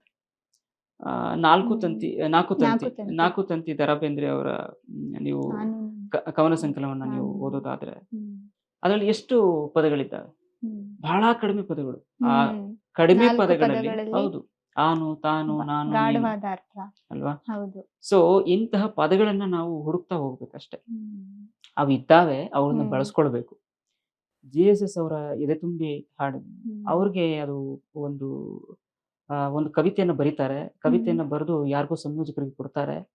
ಅವ್ರು ಅದನ್ನ ತಿರಸ್ಕಾರ ಮಾಡ್ತಾರೆ. ತಿರಸ್ಕಾರ ಮಾಡಿದಾಗ ಅವರು ಈ ಹಾಡನ್ನ ಬರೀತಾರೆ ಅವರು. ನಾನು ಬರೆಯೋ ಹಾಡನ್ನ ಯಾರು ಕೇಳಲೇಬೇಕಾಗಿಲ್ಲ. ಯಾರೋ ಕೇಳ್ತಾರೆ ಅಂತ ನಾನು ಬರೆಯೋದಿಲ್ಲ. ನನ್ನ ಮನಸ್ಸಿನ ತೃಪ್ತಿಗೋಸ್ಕರ ನಾನು ಬರ್ಕೊಳ್ತೀನಿ ಅಂತ ಬರಿತಾ ಹೋಗ್ತಾರೆ. ಮುಂದೆ ಅದು ಎದೆ ತುಂಬಿ ಹಾಡುವನು ಎಂತ ದೊಡ್ಡ ಭಾವಗೀತೆ. ದೀಪವು ನಿನ್ನದೇ ಗಾಳಿಯು ನಿನ್ನದೇ ಎಂತ ಭಾವಗೀತೆ. ಅದು ದ್ವಿಪದಿನಲ್ಲಿದೆ, 2 ಸಾಲಿನ ಪದ್ಯ ಅದು. ಇಂತಹ ಭಾವಗೀತೆಗಳು ನಿಮ್ಮ ಮೇಲೆ ಹೆಚ್ಚು ಪ್ರಭಾವ ಬೀರಲಿಕ್ಕೆ ಪ್ರಾರಂಭ ಮಾಡ್ತವೆ. ಸೊ ಅಲ್ಲಿಂದ ನನಗೂ ಕೂಡ ಅದು ಬರೆಯೋದಕ್ಕೆ ಸ್ವಲ್ಪ ಅನುವು ಮಾಡಿಕೊಡ್ತು. ಹಾಗೆ ನಾನು ಬರೆಯೋದಕ್ಕೆ ಪ್ರಾರಂಭ ಮಾಡ್ಕೊಂಡೆ. ಇವೆಲ್ಲವೂ ಕೂಡ ನೀವು ಯಾವುದೇ ಭಾವಗೀತೆಗಳು ಕೇಳಿ, ಅಮ್ಮ ನಿನ್ನೆ ಎದೆಯಾಳದಲ್ಲಿ, ತುಂಟಕವಿ, ಪೋಲಿ ಕವಿ ಬಿ ಆರ್ ಲಕ್ಷ್ಮಣರಾವ್ ಅವರು ಎಲ್ಲಾ ವಿಭಾಗದಲ್ಲೂ ಬರೆದಿದ್ದಾರೆ.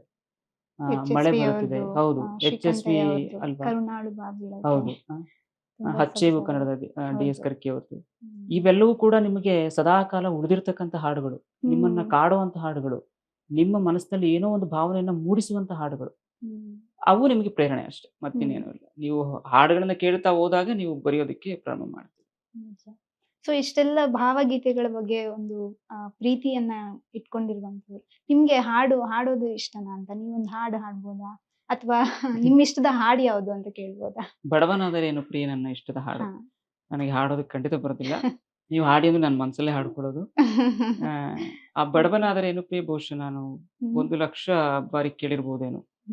ಹಾಡು ಕೇಳಿದ್ಮೇಲೆ ಈ ಕವಿ ಯಾರು, ಈ ಕವಿನ ಹೇಗೆ ಹುಡ್ಕೋದು ಅಂತ ಹೇಳಿ ಯಾವ್ದೋ ಸಂದರ್ಭದಲ್ಲಿ ಮೈಸೂರಿಗೆ ಡ್ರೈವ್ ಮಾಡ್ತಾ ಹೋಗುವಾಗ ಪಕ್ಕದಲ್ಲಿದ್ದ ಸ್ನೇಹಿತರು, ಇವ್ರು ನನ್ನ ಆತ್ಮೀಯರು ಸರ್ ಇವರು ಅಂತೇಳಿ ನನಗೆ ಆ ಕ್ಷಣ ಕಾರ್ನಲ್ಲಿ ನಾವು ಆ ಹಾಡನ್ನು ಕೇಳ್ಕೊಂಡು ಹೋಗ್ತಾ ಇದ್ವಿ, ಅವರಿಗೆ ಕರೆ ಮಾಡಿಕೊಟ್ರು.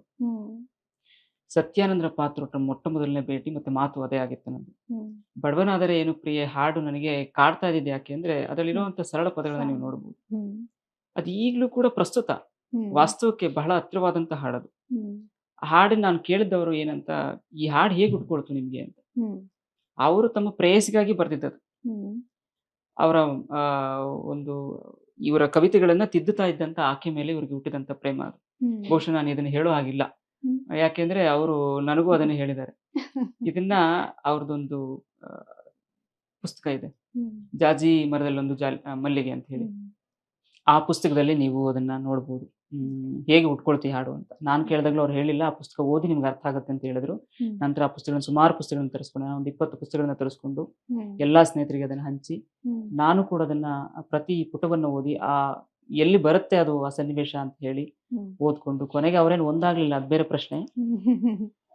ಅದು ಅವರ ಹೆಂಡತಿ ಸಮತಾ ಅವ್ರಿಗೂ ಸಹ ಗೊತ್ತಿರ್ತಕ್ಕಂಥ ವಿಷಯ, ಜಗಜ್ಜಾಹೀರು. ಹಾಗಾಗಿ ನಾನೇನದನ್ನು ಮುಚ್ಚಿಡೋದಕ್ಕೆ ಹೋಗಲ್ಲ.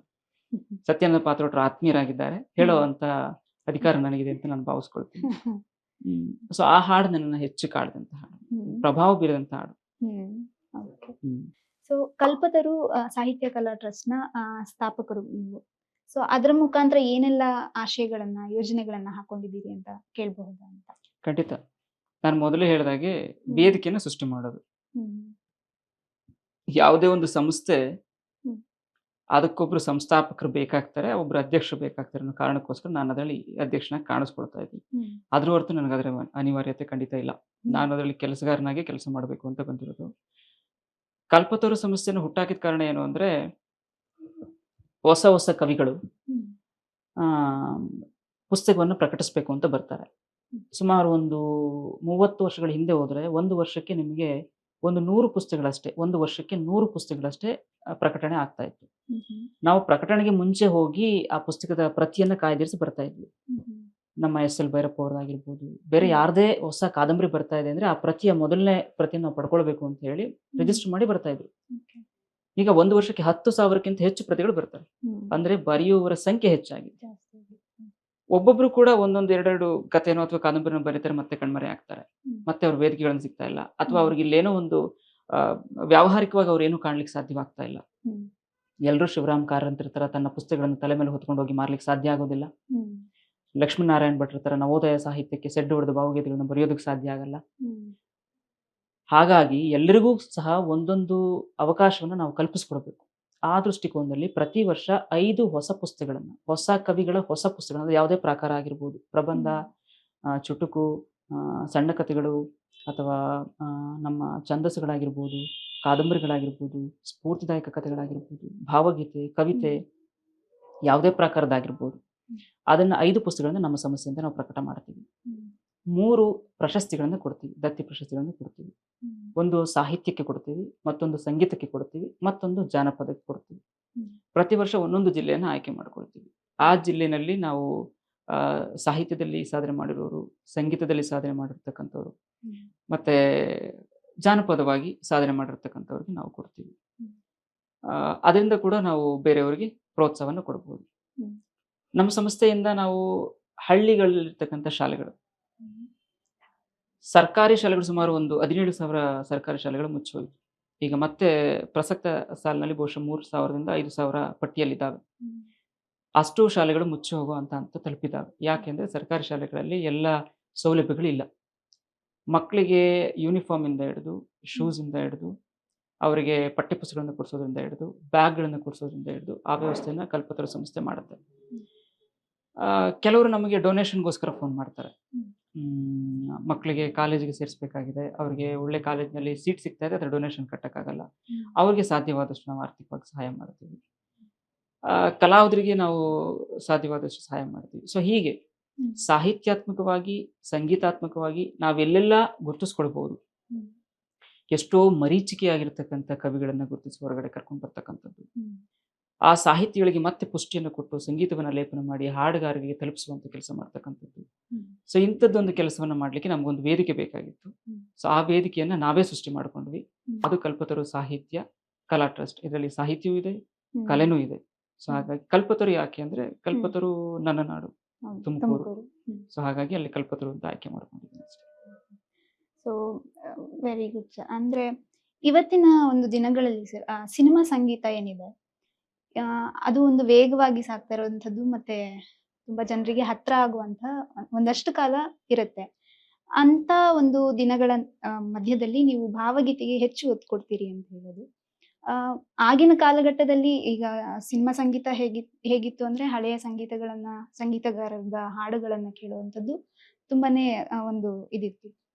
ಇವತ್ತಿನ ಕಾಲದಲ್ಲಿ ಭಾವಗೀತೆಗೆ ಯಾವ ರೀತಿ ಒಂದು ಪ್ರೋತ್ಸಾಹ ಸಿಗುವಂತ ನಿಟ್ಟಿನಲ್ಲಿ ಅದು ಹೇಗೆ ಬೆಳವಣಿಗೆ ಕಾಣ್ಬೇಕಾಗಿದೆ ಅಂತ ಅನ್ಸುತ್ತೆ ನಿಮ್ಗೆ ಭಾವಗೀತೆ? ಭಾವಗೀತೆನ ಯಾವತ್ತಿಗೂ ಕೂಡ ಯಾವ ಕಾಲದಿಂದಲೂ ಕೂಡ ಸರ್ಕಾರ ನಿರ್ಲಕ್ಷ್ಯ ಮಾಡಿದೆ. ಅದರ ಮೃದು ಧೋರಣೆಗಳು ಹಾಗೆ ಉಳ್ಕೊಂಡಿದ್ದಾವೆ. ಪಿ ಕಾಳಿಂಗರ ಅವ್ರ ಜೊತೆ ಮೊಟ್ಟ ಮೊದಲ ಗೀತೆಯನ್ನು ಹಾಡಿದಂಥವರು HR ಲೀಲಾವತಿ ಅವರು. HR ಲೀಲಾವತಿ ಅವರಿಗೆ ಇದುವರೆಗೆ ಯಾವುದೇ ಸಂಸ್ಥೆಗಳಿಂದ ಒಂದು ಡಾಕ್ಟರೇಟ್ ಸಹ ಸಿಕ್ಕಿಲ್ಲ. 92 ವರ್ಷ ವಯಸ್ಸವರು. ಅವರು ಕವಿಯಾಗಿ, ಸಂಯೋಜಕೆಯಾಗಿ, ಹಾಡುಗಾರ್ತಿಯಾಗಿ ಎಷ್ಟೊಂದು ಸಾಧನೆಯನ್ನ ಮಾಡಿದ್ದಾರೆ. ಅವರಂತೆ ಹಲವಾರು ಜನ ಇದ್ದಾರೆ. ನಾನು ಅವರಲ್ಲಿ ಜೀವಂತ ಉದಾಹರಣೆಗಳನ್ನು ಅಷ್ಟೇ ಕೊಡ್ತಾ ಇದ್ದೀನಿ. ನೀವು ಗುರುತಿಸಬಹುದಾದಂತ ಉದಾಹರಣೆಗಳನ್ನು ಮಾತ್ರ ಕೊಡ್ತಾ ಇದ್ದೀನಿ. ಶಮಂತಕ ಮಣಿಯವರಿದ್ದಾರೆ, ಅವ್ರನ್ನ ನೀವು ಗುರುತಿಸಬಹುದು. ಸೊ ಇವರೆಲ್ಲ ಏನು ಅಂದ್ರೆ ಲಕ್ಷಾಂತರ ಹಾಡುಗಳನ್ನು ಹಾಡಿದ್ದಾರೆ. ಕಸ್ತೂರಿ ಶಂಕರ್ ಅವರು ಇರ್ಬೋದು, ಎಲ್ಲಿ ಓದಿರಿ ಮೋಡಗಳೇ ಇಲ್ಲಿ ಸುರಿಯದೆ ಅಂತ ಹೇಳಿ ಹಾಡನ್ನ ಹಾಡಿರ್ತಕ್ಕಂಥವ್ರು, ಅದ್ಭುತವಾದಂತ ಸಂಗೀತಗಾರಿದ್ದಾರೆ. ಇವರುಗಳನ್ನ ನೀವು ಬೆಳಕಿಗೆ ತರಲೇ ಇಲ್ಲ ಯಾವತ್ತು. ಚಲನಚಿತ್ರ ಗೀತೆಗಳು ಯಾಕೆ ಪಾಪ್ಯುಲರ್ ಆಗುತ್ತೆ ಅಂದ್ರೆ ಅದು ಎಲ್ರಿಗೂ ಕೂಡ ಬಹಳ ಸುಲಭವಾಗಿ ತಲುಪ್ತಾ ಇದೆ. ಯಾಕೆ ನಾನು ಆ ಪ್ರಶ್ನೆ ಬಂತು ಅಂತಂದ್ರೆ ಸರ್, ನೀವು ಹೇಳಿದ್ರಿ ನಿಮ್ಮ ಸಂಸ್ಥೆ ಮುಖಾಂತರ ಸಾಂಸ್ಕೃತಿಕ ಕಾರ್ಯಕ್ರಮಗಳನ್ನ ನಡೆಸ್ತೀರಿ ಅನ್ನೋದು. ಆ ಸಾಂಸ್ಕೃತಿಕ ಕಾರ್ಯಕ್ರಮದ ಆಯಾಮ ಎಲ್ಲೋ ಒಂದ್ ಕಡೆ ಈಗ ಸಿನಿಮಾ ಸಂಗೀತ ಇದ್ರೇನೆ ನಾವು ವೇದಿಕೆ ಕಲ್ಪಿಸ್ಕೊಡುವಂಥದ್ದು, ಮತ್ತೆ ಜನರನ್ನ ಹೆಚ್ಚು ತಲುಪಲಿಕ್ಕೆ ಸಾಧ್ಯ ಆಗುವಂಥದ್ದು ಅನ್ನೋದು ಒಂದು ಧೋರಣೆ ಇದೆ ಅಂತ. ಹಾಗಾಗಿ ಈ ಪ್ರಶ್ನೆಯನ್ನ, ಭಾವಗೀತೆ ಆ ಸ್ಪೇಸ್ ನ ತುಂಬುತ್ತಾ ಅನ್ನೋದು. ಖಂಡಿತ ತುಂಬುತ್ತೆ. ಯಾಕೆ ತುಂಬುತ್ತೆ ಅಂದ್ರೆ ಇದ್ರದ್ದು ವಿಸ್ತಾರ ಬಹಳ ದೊಡ್ಡದು. ಇದ್ರ ಆಳ ಅಗಲಗಳು ಕೂಡ ನೀವು ಅಳೆಯೋದಕ್ಕೆ ಸಾಧ್ಯ ಆಗಲ್ಲ. 100 ವರ್ಷ ಇತಿಹಾಸ ಇರ್ತಕ್ಕಂಥ ಸುಗಮ ಸಂಗೀತ. ನಾನು ಹೇಳಿದೆ ಪಿ ಕಾಳಿಂಗರ್ ಅವರು ಇದರ ಪಿತಾಮಹ ಅಂತ ಹೇಳಿ. ಅವತ್ತಿನಿಂದ ಇವತ್ತಿನ ತನಕ ಇದು ಇದದೇ ಆದಂತ ಒಂದು ಪರಿಧಿಯನ್ನ, ಅಂದ್ರೆ ಇದು ಕೆಲವು ಸಲ ಕೆಲವರ ಒಂದು ಸ್ಥಿತಿ ಒಳಗಡೆ ಸಿಕ್ಕಾಕೊಂಡು ಬಿಡ್ತಿದ್ವಿ. ಹಾಗಾಗಿ ಅದರಿಂದ ಹೊರಗಡೆ ಬರ್ಲಿಕ್ಕೆ ಆಗ್ಲಿಲ್ಲ. ಒಂದು ವೇಳೆ ಬಂದಿದ್ರೆ, ನೀವು ಚಲನಚಿತ್ರ ಗೀತೆಗಳು ಅಂತ ಹೇಳುವಾಗ ಎಷ್ಟೋ ಭಾವಗೀತೆಗಳು ಚಲನಚಿತ್ರ ಗೀತೆಗಳಾಗಿದ್ದಾವೆ. ಆದ್ರೆ ಕೇಳುವಂತಹ ವಯೋಮಾನದವರು ಒಂದು ಹಿರಿಯರಿರ್ಬೋದು ಅಥವಾ ಹಿರಿಯರು ಕೂಡ ಈಗೇನು ಭಾವಗೀತೆಗಳನ್ನ ಹೆಚ್ಚು ಆಸಕ್ತಿಯಿಂದ ಕೇಳ್ತಾರೆ. ಆದ್ರೆ ಎಲ್ಲೋ ಒಂದು ಕಡೆ ಇವತ್ತಿನ ಯುವ ಪೀಳಿಗೆ ಭಾವಗೀತೆಗೆ ಹಿನ್ನಡೆ. ನೀವು ರಾಜಕೀಯದವ್ರನ್ನ ತಗೊಳ್ಳಿ, ಯಾರೋ ಒಬ್ರು MLA ಆಗಿರ್ತಾರೆ, ಮುಂದೆ ಅವ್ರ ಮಗನ್ ಸೀಟ್ ಸಿಕ್ಕತ್ತೆ, ಅವರು ಶಾಸಕರಾಗ್ತಾರೆ, ತದನಂತರ ಅವ್ರ ಮಕ್ಳಿಗೆ ಏನೋ ಸೀಟ್ ಸಿಕ್ಕತ್ತೆ. ಅದೊಂದು ಪರಂಪರೆ ಹಾಗೆ ಮುಂದುವರ್ಕೊಂಡು ಹೋಗುತ್ತೆ. ಒಬ್ಬ ನೃತ್ಯಗಾರ್ತಿ ತಗೊಳ್ಳಿ, ಯಾರೋ ಒಬ್ರು ವಿದ್ಯುಷಿ ಇರ್ತಾರೆ, ಅವ್ರ ಮಗಳಿಗೆ ಕಲಿಸ್ತಾರೆ, ಅವ್ರ ಮಗಳಿಗೆ ಕಲಿಸ್ತಾರೆ. ಸೊ ಅದು ಹಾಗೆ ಪರಂಪರೆ ಮುಂದುವರ್ಕೊಂಡು ಹೋಗುತ್ತೆ. ಇನ್ನೊಂದು ಯಾವುದೋ ಒಂದು ವೀಣಾವಾದನ, ನಿಮ್ಮ ಮನೆಯಲ್ಲಿರ್ತಕ್ಕಂಥ ವಾತಾವರಣ ನಿಮ್ಮ ಮೇಲೆ ಇನ್ಫ್ಲುಯೆನ್ಸ್ ಮಾಡ್ತಾ ಹೋಗುತ್ತೆ. ನೀವೇನನ್ನ ಕಲಿಬೇಕು, ಏನನ್ನ ಬಿಡಬೇಕು ಅಂತ ತೀರ್ಮಾನ ಮಾಡೋದು ನಿಮ್ಮ ಮನೆಯಲ್ಲಿರ್ತಕ್ಕಂಥ ವಾತಾವರಣ. ನಮ್ಮ ಹಿರಿಯರು ಅಥವಾ ನಾವು ಸಂಗೀತವನ್ನ ಮನೆಯಲ್ಲಿ ಆಯ್ಕೆ ಮಾಡ್ಕೊಳ್ತಕ್ಕಂಥ ಸಂಗೀತ ಯಾವ್ದಾಗಿರುತ್ತೆ, ಸಹಜವಾಗಿ ನಾವು ಚಲನಚಿತ್ರ ಗೀತೆಗಳನ್ನ ಆಯ್ಕೆ ಮಾಡ್ಕೊಳ್ತೀವಿ. ಪಕ್ಕದಲ್ಲಿ ನಮ್ಮ ಮುಂದಿನ ಪೀಳಿಗೆ ಇರುತ್ತೆ, ಅವರಿಗೆ ಇಂಥದ್ದೊಂದು ಸಂಗೀತವಿದೆ ಅನ್ನೋದೇ ಗೊತ್ತಿರಲ್ಲ. ಅದರ ಗಂಧ ಗಾಳಿ ಏನು ಇಲ್ಲದೆ ಇದ್ದಾಗ ಅವರು ಯಾವ ಪ್ರಭಾವಕ್ಕೊಳಗಾಗ್ತಾರೆ, ನಾವು ಏನನ್ನ ನೋಡ್ತಾ ಇರ್ತೀವಿ, ಯಾವ ಮಾಧ್ಯಮವನ್ನು ಅವ್ರಿಗೆ ತೋರಿಸ್ತಾ ಇರ್ತೀವಿ, ಅದನ್ನಷ್ಟೇ ಅವ್ರು ನೋಡ್ತಾರೆ. ನೀವು ಸುಗಮ ಸಂಗೀತವನ್ನ ಆಲಿಸಿ ಕೇಳಿ ಅವ್ರಿಗೂ ಕಲಿಸಿ. ಮೊನ್ನೆ ನನಗೆ ಒಂದು ಗೀತೆ ಬಾಗೂರ್ ಮಾರ್ಕಂಡೆ ಅವ್ರದ್ದು ಒಂದು 2ನೇ ತರಗತಿ ಮಗು ಹಾಡಿ ಕಳಿಸ್ತು ವಾಟ್ಸ್ಆಪ್ ನಲ್ಲಿ. 2ನೇ ತರಗತಿ ಮಗುಗೆ ಅದ್ ಹೇಗೆ ಗೊತ್ತಾಗ್ಲಿಕ್ಕೆ ಸಾಧ್ಯ ಈಗ ಒಂದು ಸುಗಮ ಸಂಗೀತ ಇದೆ ಅಂತ? ಅವ್ರು ಯಾರೋ ಒಬ್ರು ಹೇಳಿಕ್ ಸಾಧ್ಯ ಇರ್ಬೇಕಲ್ಲ, ಅಂದ್ರೆ ತಂದೆ ತಾಯಿ ಕಲಿಸಿದಾಗ ಆ ಮಗು ಕಲಿತು, ನಂತರ ಅದು ನಮಗೆ ತಲುಪ್ತು. ಈಗ ಆ ಮಗು ನಾವೊಂದು ವೇದಿಕೆ ಕಲ್ಪಿಸ್ತಾ ಇದೀವಿ, ಆ ಮಗು ಬಂದಲ್ಲಿ ಹಾಡುತ್ತೆ. ಸೊ ಹೀಗೆ ನೀವು ನಿಮ್ಮ ಮಕ್ಕಳಿಗೆ ಕಲಿಸ್ತಕ್ಕಂಥದ್ದನ್ನ ನೀವು ಯಾವಾಗ ರೂಢಿಯಲ್ಲಿ ಇಡಿಸ್ಕೊಳ್ತಿರೋ, ಚಲನಚಿತ್ರ ಇದು ಒಂದು ವಾಣಿಜ್ಯ ಮಂಡಳಿ, ಅದು ಬಹಳ ದೊಡ್ಡ ಕಮರ್ಷಿಯಲ್ ಸ್ಪೇಸ್ ಅದು ಅಕ್ಯುಪೈ ಮಾಡಿದೆ. ಅದಕ್ಕೋಸ್ಕರ ಸಾಕಷ್ಟು ಕೋಟ್ಯಾಂತರ ರೂಪಾಯಿ ಇನ್ವೆಸ್ಟ್ಮೆಂಟ್ ಮಾಡ್ತಾರೆ. ಇಲ್ಲಿ ಕವಿಗಳೇ ಇನ್ವೆಸ್ಟ್ಮೆಂಟ್ ಮಾಡಬೇಕು. ಕವಿಗಳೇ ತಮ್ಮ ಹಾಡುಗಳನ್ನ ಸಂಯೋಜನೆ ಮಾಡುವಾಗ ಒಂದಿಷ್ಟು ಅಂತ ಹೇಳಿ ಸಂಯೋಜಕರಿಗೆ ಕೊಡಬೇಕು, ಹಾಡುಗಾರರಿಗೆ ಕೊಡಬೇಕು. ಆ ಹಾಡುಗಾರರು ಏನ್ ಮಾಡ್ತಾರೆ ಅಂದ್ರೆ, ಸಹಜವಾಗಿ ಸುಗಮ ಸಂಗೀತ ಅಂತ ಬಂದಾಗ ಯಾವುದೇ ಒಂದು ಹಾಡನ್ನ ನಾವು ಆಯ್ಕೆ ಮಾಡಿ ಕೊಟ್ಟಾಗ ಅದಕ್ಕೆ ಬಡ್ಜೆಟ್ ಕಡಿಮೆ ಇರುತ್ತೆ. ಸುಗಮ ಸಂಗೀತಕ್ಕೆ ನಿಮ್ಗೆ ಚಲನಚಿತ್ರ ಗೀತೆಗಳ ತರ ಲಕ್ಷಾಂತರ ರೂಪಾಯಿ ದುಡ್ಡಿರೋದಿಲ್ಲ. ಒಂದು 50,000 ಒಂದೆರಡು ಹಾಡುಗಳಿಗೆ ಇಲ್ಲಿ ಖರ್ಚಾಗ್ಬೋದು. ಅದರಲ್ಲಿ ಸಂಯೋಜಕರಿಗೆ ಎಷ್ಟು, ಆರ್ಕೆಸ್ಟ್ರಾದವ್ರಿಗೆ ಎಷ್ಟು, ಮತ್ತೆ ಸಿಂಗರ್ಗೆ ಎಷ್ಟು, ಮತ್ತೆ ಸ್ಟುಡಿಯೋಗೆ ಎಷ್ಟು ಅಂತ ಇರುತ್ತೆ. ಅದ್ರಲ್ಲಿ ಸಿಂಗರ್ಗೆ ಎಷ್ಟು ಸಿಕ್ಕತ್ತೆ, ಒಂದು 5,000 10,000 ಸಿಕ್ಕತ್ತೆ. ಸೊ ಇದರಿಂದ ಸಂಯೋಜಕರು ಅಥವಾ ಸಂಗೀತ ಹಾಡ್ತಕ್ಕಂಥವ್ರು ಏನ್ ಮಾಡ್ತಾರೆ, ಇಲ್ಲಿ ಏನು ದುಡ್ಡಿಲ್ಲ, ಹಾಗಾಗಿ ಇದನ್ನು ಬೆಳೆಸುವಂತ ಅವಶ್ಯಕತೆ ಇಲ್ಲ. ಸಂಗೀತಗಾರರಿಗೆ ಅದೊಂದು ಜೀವನ, ಅದು ಅವರು ಅದರಲ್ಲೇ ಜೀವನ ಕಟ್ಕೊಳ್ಬೇಕಾಗಿರುತ್ತೆ. ಸಂಯೋಜಕರು ಕೂಡ ಅದೇ ಒಂದು ಜೀವನ, ಅದು ಬಿಟ್ಟು ಬೇರೆ ಏನು ಗೊತ್ತಿರೋದಿಲ್ಲ ಅವ್ರಿಗೆ. ಸೊ ಹಾಗಾಗಿ ಅದ್ರಲ್ಲಿ ಅವ್ರು ದುಡಿಲೇಬೇಕು, ಅನಿವಾರ್ಯ. ಸೊ ಇದು ತನ್ನ ಪರಿಧಿಯನ್ನ ಬಹಳ ಚಿಕ್ಕದಾಗಿ ಮಾಡ್ಕೊಳ್ತಾ ಬಂತು. ಕಲಿಯೋರು ಕಡಿಮೆ ಆದ್ರು, ಮಾಡೋರು ಕಡಿಮೆ ಆದ್ರು, ಅದಕ್ಕೆ ಇನ್ವೆಸ್ಟ್ ಮಾಡ್ತಕ್ಕಂಥವ್ರು ಕಡಿಮೆ ಆದ್ರು, ಹಾಗಾಗಿ ಸುಗಮ ಸಂಗೀತವನ್ನ ಕೇಳೋರು ಕಡಿಮೆ ಆದ್ರು. ಸೊ ಹಂಗಿದ್ರೆ ಸುಗಮ ಸಂಗೀತ ಕ್ಷೇತ್ರವನ್ನ ಒಂದು ವೃತ್ತಿಯಾಗಿ ಆಯ್ಕೆ ಮಾಡ್ಕೊಳ್ಳಿಕ್ಕೆ ಎಲ್ಲೋ ಒಂದ್ ಕಡೆ ಹೊಡ್ತಾ ಅಂತ ಅನ್ಸುತ್ತಾ, ಬಿಕ್ಕಟ್ಟು ಅಂತ ಅನ್ಸುತ್ತಾ? ಖಂಡಿತ ನೀವು ಸುಗಮ ಸಂಗೀತವನ್ನ ಇದು ನನ್ನ ಪ್ಯಾಷನ್ ಅಂತ ಅಷ್ಟೇ ನೀವು ಸ್ವೀಕಾರ ಮಾಡ್ಲಿಕ್ಕೆ ಸಾಧ್ಯ. ಇದು ನನ್ನ ಪ್ರೊಫೆಷನ್ ಅಂತ ಖಂಡಿತ ಸ್ವೀಕಾರ ಮಾಡಬೇಡಿ. ನಿಮ್ಗೆ ಬರಿಬೇಕು ಅಂತ ಅನಿಸ್ತಾ ಇದೆಯಾ, ಬರೀರಿ. ಅದನ್ನ ಒಳ್ಳೆ ಸಂಯೋಜಕರಿಗೆ ತಲುಪಿಸಿ. ನಿಮ್ಗೆ ಆರ್ಥಿಕವಾಗಿ ಚೆನ್ನಾಗಿದ್ರೆ ನೀವು ಆ ಹಾಡುಗಳನ್ನ ಮಾಡಿಸಿ ಜನಗಳಿಗೆ ತಲುಪಿಸುವಂತ ಕೆಲಸ ಮಾಡಿ. ಅಥವಾ ಸಂಯೋಜಕರೇ ಆ ಹಾಡುಗಳನ್ನ ಕೆಲವೊಮ್ಮೆ ಆಯ್ಕೆ ಮಾಡ್ಕೊಳ್ತಾರೆ, ಅದು ಕೂಡ ಇದೆ. ಕೆಲವು ಸಂಯೋಜಕರು ಒಳ್ಳೊಳ್ಳೆ ಭಾವಗೀತೆಗಳನ್ನ ಅವರೇ ಆಯ್ಕೆ ಮಾಡಿಕೊಂಡು ಇದನ್ನ ನಾವು ಮಾಡ್ತೀವಿ, ನಮ್ಗೆ ಕೊಟ್ಬಿಡಿ ಅಂತ ಕೇಳಿರ್ತಕ್ಕಂಥ ಉದಾಹರಣೆಗಳು ಇದಾವೆ. ಅವರೇ ಮಾಡ್ತಾರೆ. ಅಂತವ್ರು ಸಾಕಷ್ಟು ಜನ ಇದ್ದಾರೆ. ಅಂತವ್ರನ್ನ ನೀವು ತಲುಪಿ. ಆದ್ರೆ ನಾನು ಸುಗಮ ಸಂಗೀತದಲ್ಲೇ ಏನೋ ಒಂದು ಸಾಧನೆ ಮಾಡ್ತೀನಿ, ಇಲ್ಲೇ ನನ್ನ ಕುರುಹನ್ನು ನಾನು ಕಂಡುಕೊಳ್ತೀನಿ ಅಂದ್ರೆ ಅದು ಖಂಡಿತ ಕಷ್ಟ ಸಾಧ್ಯ. ಯಾಕಂದ್ರೆ ನೀವು ಹಾಗೆ ನೋಡ್ತಾ ಹೋದ್ರೆ ಯಾವ ಕವಿಗಳೂ ಸಹ ಕೇವಲ ಸುಗಮ ಸಂಗೀತದಲ್ಲೇ ತೊಡಗಿಸ್ಕೊಂಡವ್ರು ಯಾರು ಇಲ್ಲ. ಬೇರೆ ಏನೋ ಕೆಲಸ ಮಾಡ್ತಾ ಇದನ್ನ ಮಾಡಿರೋರು. ಕುವೆಂಪು ಆದಿಯಾಗಿ ನಾನು ಹೇಳ್ತಾ ಇದ್ದೀನಿ, ಬೇರೆ ಕೆಲಸ ಪ್ರೊಫೆಷನ್ ಬೇರೆ ಇದ್ದು ಇದನ್ನ ನಾವು ಪ್ಯಾಷನ್ ಆಗಿ ತಗೊಂಡು ಇಲ್ಲಿ ಮಾಡ್ತಕ್ಕಂಥ ಕೆಲಸಗಳನ್ನ ನಾವು ನಿರಂತರವಾಗಿ ಮಾಡ್ತಾ ಹೋಗ್ಬೋದು. ಅದು ಯಾವುದೇ ಕ್ಷೇತ್ರ ಆಗಿರ್ಲಿ, ಅಲ್ಲಿ ಮೊದಲು ನಿಮ್ಮ ಪರ್ಮನೆಂಟ್ ಸೋರ್ಸ್ ಆಫ್ ಇನ್ಕಮ್ ಇರಬೇಕು. ಯಾಕೆಂದ್ರೆ ಇಲ್ಲಿ ಇನ್ವೆಸ್ಟ್ಮೆಂಟ್ ಮಾಡ್ತಿದ್ದು ನಾನ್ ರಿಫಂಡಬಲ್. ಇಲ್ಲಿ ನೀವು ಇನ್ವೆಸ್ಟ್ಮೆಂಟ್ ಮಾಡಿದ್ರೆ ಅದು ಹೋಯ್ತು, ನಿಮಗೆ ಖಂಡಿತ ವಾಪಸ್ ಬರೋದಿಲ್ಲ. ಇದು ನಿಮ್ಮ ಮನಸ್ಸಿನ ತೃಪ್ತಿಗೋಸ್ಕರ ನೀವು ಮಾಡೋ ಕೆಲಸ ಅಷ್ಟೇ. ಸೊ ಇಲ್ಲಿ ನೀವು ಹಾಕೋ ಹಣ ಬರುತ್ತೆ ಅಂತ ಯಾವುದೇ ಖಂಡಿತ ಅಪೇಕ್ಷೆಗಳನ್ನ ಇಟ್ಕೊಂಡು ಸುಗಮ ಸಂಗೀತಕ್ಕೆ ಕಾಲಿಡಬೇಡಿ. ನೀವು ಸಾಹಿತ್ಯಕ್ಕೆ ತೆರೆದುಕೊಂಡಾಗ ಸರ್, ಹೊಸತರಲ್ಲಿ ಯಾರೆಲ್ಲ ನಿಮ್ಮ ಒಂದು ಸಾಹಿತ್ಯ ಪಯಣಕ್ಕೆ ಬೆಂಬಲ ನಿಂತರು ಅನ್ನೋದು, ಸಾಹಿತ್ಯ ಒಡನಾಡಿಗಳನ್ನ ಹೆಸರಿಸೋದಾದ್ರೆ ಸಾಹಿತಿಗಳು ಅವರನ್ನ? ಜ್ಞಾನಪೀಠ ಪ್ರಶಸ್ತಿ ಪುರಸ್ಕೃತರು ಚಂದ್ರಶೇಖರ ಕಂಬಾರ ಅವರು ನನ್ನ ಪುಸ್ತಕಕ್ಕೆ ಮುನ್ನುಡಿ ಬರ್ಕೊಟ್ರು. ಅವರು ನನ್ನ ಪುಸ್ತಕವನ್ನ ಬಂದು ಬಿಡುಗಡೆ ಮಾಡಿಕೊಟ್ರು. ಅಲ್ಲಿಂದ ದೊಡ್ಡರಂಗೇಗೌಡರು ನನ್ನ ಪುಸ್ತಕಕ್ಕೆ ಮುನ್ನುಡಿಯನ್ನು ಬರ್ಕೊಟ್ರು. ಅವರು ನನ್ನ ಹಾಡುಗಳನ್ನು ಕೇಳಿ ಖುಷಿಯಾಗಿ ನೀವು ಬರೆಯೋದನ್ನ ನಿಲ್ಲಿಸಬಾರ್ದು, ಅದೆಂತಹದ್ದೇ ಸಂದರ್ಭ ಬಂದ್ರು ಅಂತ ಕಿವಿ ಮಾತನ್ನ ಹೇಳಿದ್ರು. ಅದೊಂದು ನನಗೆ ಪುಷ್ಟಿಯನ್ನು ಕೊಟ್ಟಂತದ್ದು. ಅವರ ಆತ್ಮೀಯತೆ ಒಡನಾಟ ಈಗಲೂ ಇದೆ. ಅಲ್ಲಿಂದ BR ಲಕ್ಷ್ಮಣರಾವ್ ಅವರು ಬಹಳ ಸನಿಹಕ್ಕೆ ಬಂದ್ರು. ನಾವು ಅವರ ಒಡನಾಟಕ್ಕೆ ಹೆಚ್ಚಾಗಿ ಬಂದ್ವಿ. ಅವರ ಹಾಡುಗಳನ್ನ ಕೇಳ್ತಾ ಕೇಳ್ತಾ ಕೇಳ್ತಾ ಕೇಳ್ತಾನೆ ಅವರೊಟ್ಟಿಗೆ ಒಂದಷ್ಟು ಸಮಯವನ್ನು ಕಳೆದಿದ್ದೀವಿ.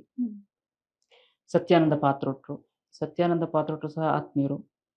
ಅವರೇ ಎಲ್ಲ ಕವಿತೆಗಳನ್ನ, ಹೊಸ ಕವಿತೆಗಳನ್ನ ನನಗೆ ಕಳಿಸ್ಕೊಡ್ತಾ ಇರ್ತಾರೆ. ನನ್ನ ಕವಿತೆಗಳನ್ನ ನಾನು ಅವರಿಗೆ ಕಳಿಸ್ಕೊಡ್ತಾ ಇರ್ತೀನಿ. ಬಾಗೂರು ಮಾರ್ಕಂಡೆ ಅವರು ಬಹಳ ಒಳ್ಳೆಯ ಕವಿ. ಸುಮಾರು 60ಕ್ಕಿಂತ ಹೆಚ್ಚು ಕೃತಿಗಳನ್ನು ರಚಿಸಿದ್ದಾರೆ. ಅವರು ಶಿಶು ಸಾಹಿತ್ಯದಲ್ಲಿ ಎಷ್ಟು ಹೆಸರು ಮಾಡಿರ್ತಕ್ಕಂಥವ್ರು. ಮತ್ತೆ ಲಲಿತ ಕಲೆಗಳಲ್ಲಿ ಅವರು ಹೆಚ್ಚು ಗುರುತಿಸ್ಕೊಂಡಿರ್ತಕ್ಕಂಥವ್ರು. ಅವರು ಹಲವಾರು ಕವಿಗಳು, ಅವರೆಲ್ಲರ ಒಡನಾಟ, ಗೋರುಚ್ ಅವರ ಒಡನಾಟ, ಮತ್ತೆ ಮತ್ತೆ ಕೆ.ಸಿ. ಶಿವಪ್ಪ ಅವರು. ಕೆ.ಸಿ. ಶಿವಪ್ಪನವರು ಸಹ ಬಹಳ ಅತ್ಯಾಪ್ತರು.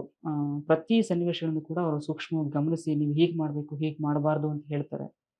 ಸೊ ಅಂಥವ್ರ ಒಡನಾಟ ಇವೆಲ್ಲವೂ ಕೂಡ ನಮಗೆ ಬರೀಲಿಕ್ಕೆ ಒಂದಷ್ಟು ಸಾಹಿತ್ಯಾತ್ಮಕವಾಗಿ ಶಕ್ತಿಯನ್ನು ತುಂಬಿದಂಥದ್ದು. ಅಂದ್ರೆ ಅವ್ರ ಒಡನಾಟ ಇದೆ. ಅವರು ನಮ್ಮ ಕೃತಿಗಳನ್ನ ಓದ್ತಾ ಇದ್ದಾರೆ, ನಮ್ಮ ಹಾಡುಗಳನ್ನ ಆಲಿಸ್ತಾ ಇದ್ದಾರೆ ಅಂದ್ರೆ ಅಲ್ಲೇನೋ ಒಂದು ಸತ್ವ ಇದೆ ಅಂತ ನಮಗೂ ಅನ್ನಿಸ್ಲಿಕ್ಕೆ ಪ್ರಾರಂಭ ಆಯ್ತು. ನಾನು ಬರ್ದಿದ್ದೆಲ್ಲವನ್ನು ಕೇಳಿಸ್ಲಿಕ್ಕೆ ಸಾಧ್ಯ ಆಗೋದಿಲ್ಲ.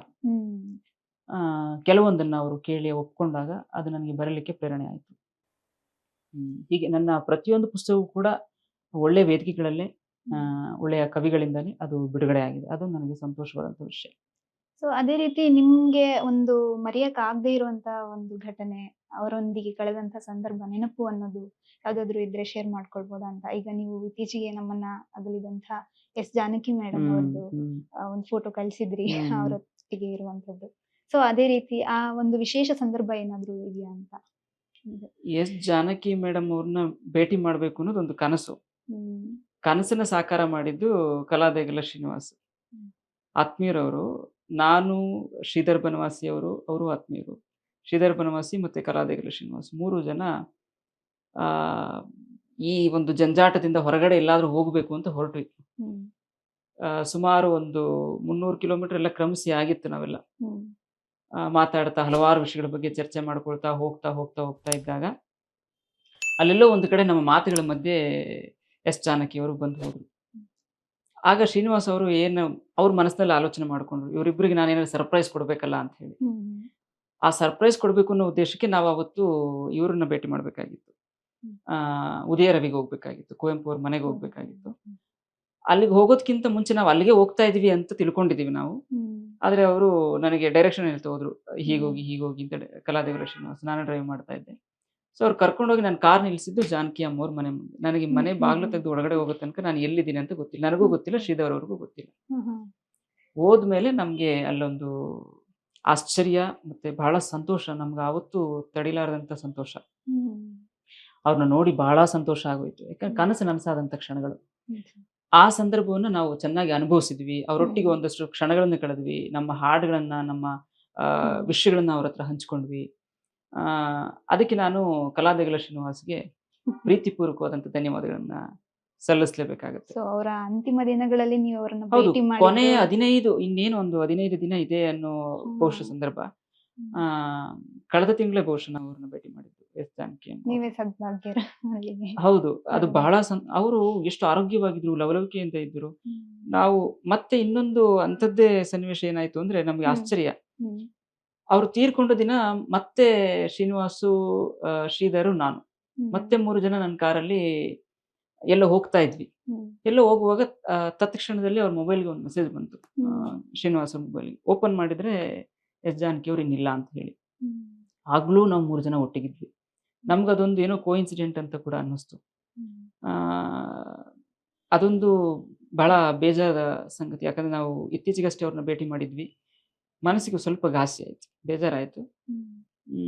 ಏನ್ ಮಾಡಕ್ಕಾಗಲ್ಲ. ಒಂದೊಂದು ಹಾಡುಗಳು ಇವತ್ತಿಗೂ ಕೂಡ ಎಷ್ಟು ಲಕ್ಷಾಂತರ ಹಾಡುಗಳನ್ನ ಹಾಡಿದಾರೆ ಅವರು. ಅವ್ರು ಇಂಥ ಭಾಷೆ ಅಂತಲ್ಲ, ತಮಿಳು, ತೆಲುಗು ನಾಡಿನಲ್ಲಿ ಹುಟ್ಟಿದಂತವ್ರು ಅವರು.